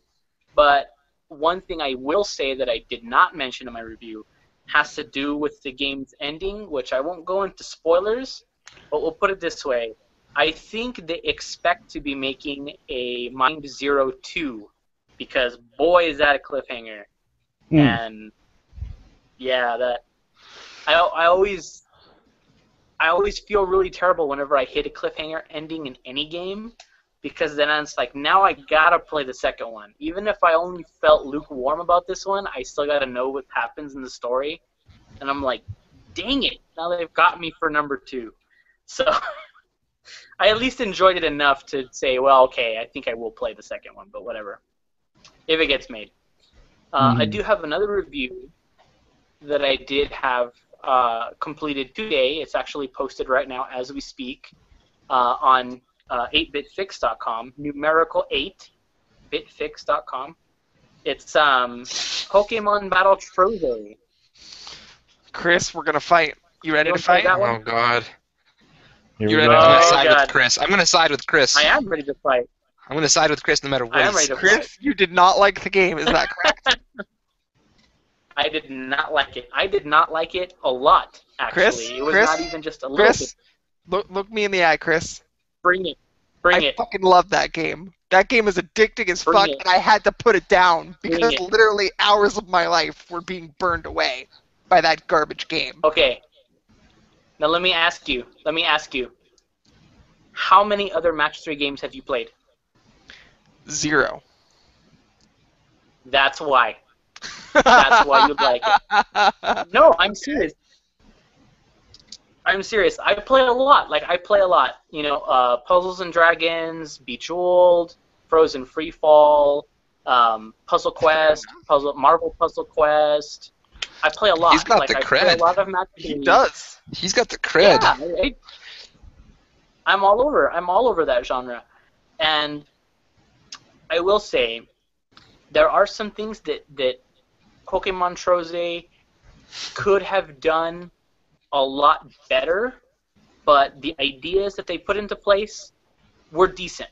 Their overall design was decent, but what kills it is the ultra restrictive time aspect of the game. How your enemy is constantly attacking you. Even if there are no inputs from the player, your opponent is constantly attacking you. That's number one, because that doesn't happen in like any other Match 3 game ever. That doesn't happen. Number two, the way that game sets up how certain Pokemon, like if you make 2 matches, I know that you've noticed this, John, when you make 2 matches at once, you know how the first match you make is always going to be the attack, and all the subsequent attacks that you make, or the subsequent matches, are going to pump up that initial attack. Yes. When you make 2 matches at the same time, even if one of them is a super effective match and the other one is not, there is no guarantee that the super effective match will be the attack that carries through. That is That correct. should not happen. That is mechanically broken. And that's a I will problem. agree with Just that. from a Yeah. So I did talk more because there's a lot more things Whoa. I didn't like about it than just that. So Chris Well, is, again, if you Chris want is to really do that. good at explaining things. Holy crap. Woo! Review. Well, You're I good. gotta be. You're right. I've got no experience, Gotta but you're be. like Mr. Puzzle Game over here. Chris has got the cred. I love puzzle games. I love them a lot. Match 3, puzzle, all that stuff. They're my baby. Like RPGs mostly, but my secondary is definitely puzzle. Whoa. So yeah, so that one's up right now. I do have 2 more reviews coming up very soon. One for Tamagotchi Life, which will be published on 8bitfix, and most likely, because it's not a done deal yet, but Mousecraft may be the next review that I do for I want to GamePro see that also. game. I wish I could demo that game or something and see if I like it, because Mousecraft seems very puzzle-oriented as well, so I know you're going to be a huge fan of Yeah. that. Yeah, I'm definitely looking forward to that. It looks super interesting. I love especially the designs for that game. Like the cat that is like the scientist looks like some crazy like basement, like mad scientist, like some dude who would be building a man out of other body parts in his basement kind of scientist. But he's a cat, and so He's a like, cat wow, that's is helping this- mice, and you're like, eh? And the game is chocked full of damn puns. Everybody should watch that launch trailer. Yeah. It's super punny. And you know I love puns. So what does the So, yeah, launch so trailer that's say over and over again? Ignore pun, buy game. So yeah, that's it for me. So that's You also had note on the That's all I got, Sniper man. collection, though. yeah. I'm not gonna talk about that. I think this has All gone right. on long enough, actually. Alright, then real quick before we close things out, I'll get to a few inputs from Deco Brill. Yeah, because he joined us late, and he's been commenting the whole way along. He certainly has. Super Hot Mutant Muds Wrestling. I'm on board. Sign me up. Jules Watcham said something about kickstarting a 3.5-inch Mutant Muds figurine. And he's like, would anybody be interested in this? And that was at the point, I had just spent the night with my friends watching Robin Hood Men in Tights and the Blair Witch Project and stuff like that. We were super duper smashed, and I was in the middle of a greasy hangover breakfast, and I get this tweet from Chris that's like, John would! Yes, sir, I would. Yes, sir, I would. And he also says, regarding the Boondocks, sounds like they're missing the point of Magruder's directions, just as most people, in my opinion, miss the point of the climax of Return of the King in Season 1. Return of the King, by the way, is when Magruder brought Martin Luther King back from the dead. It was good fun. Let's see.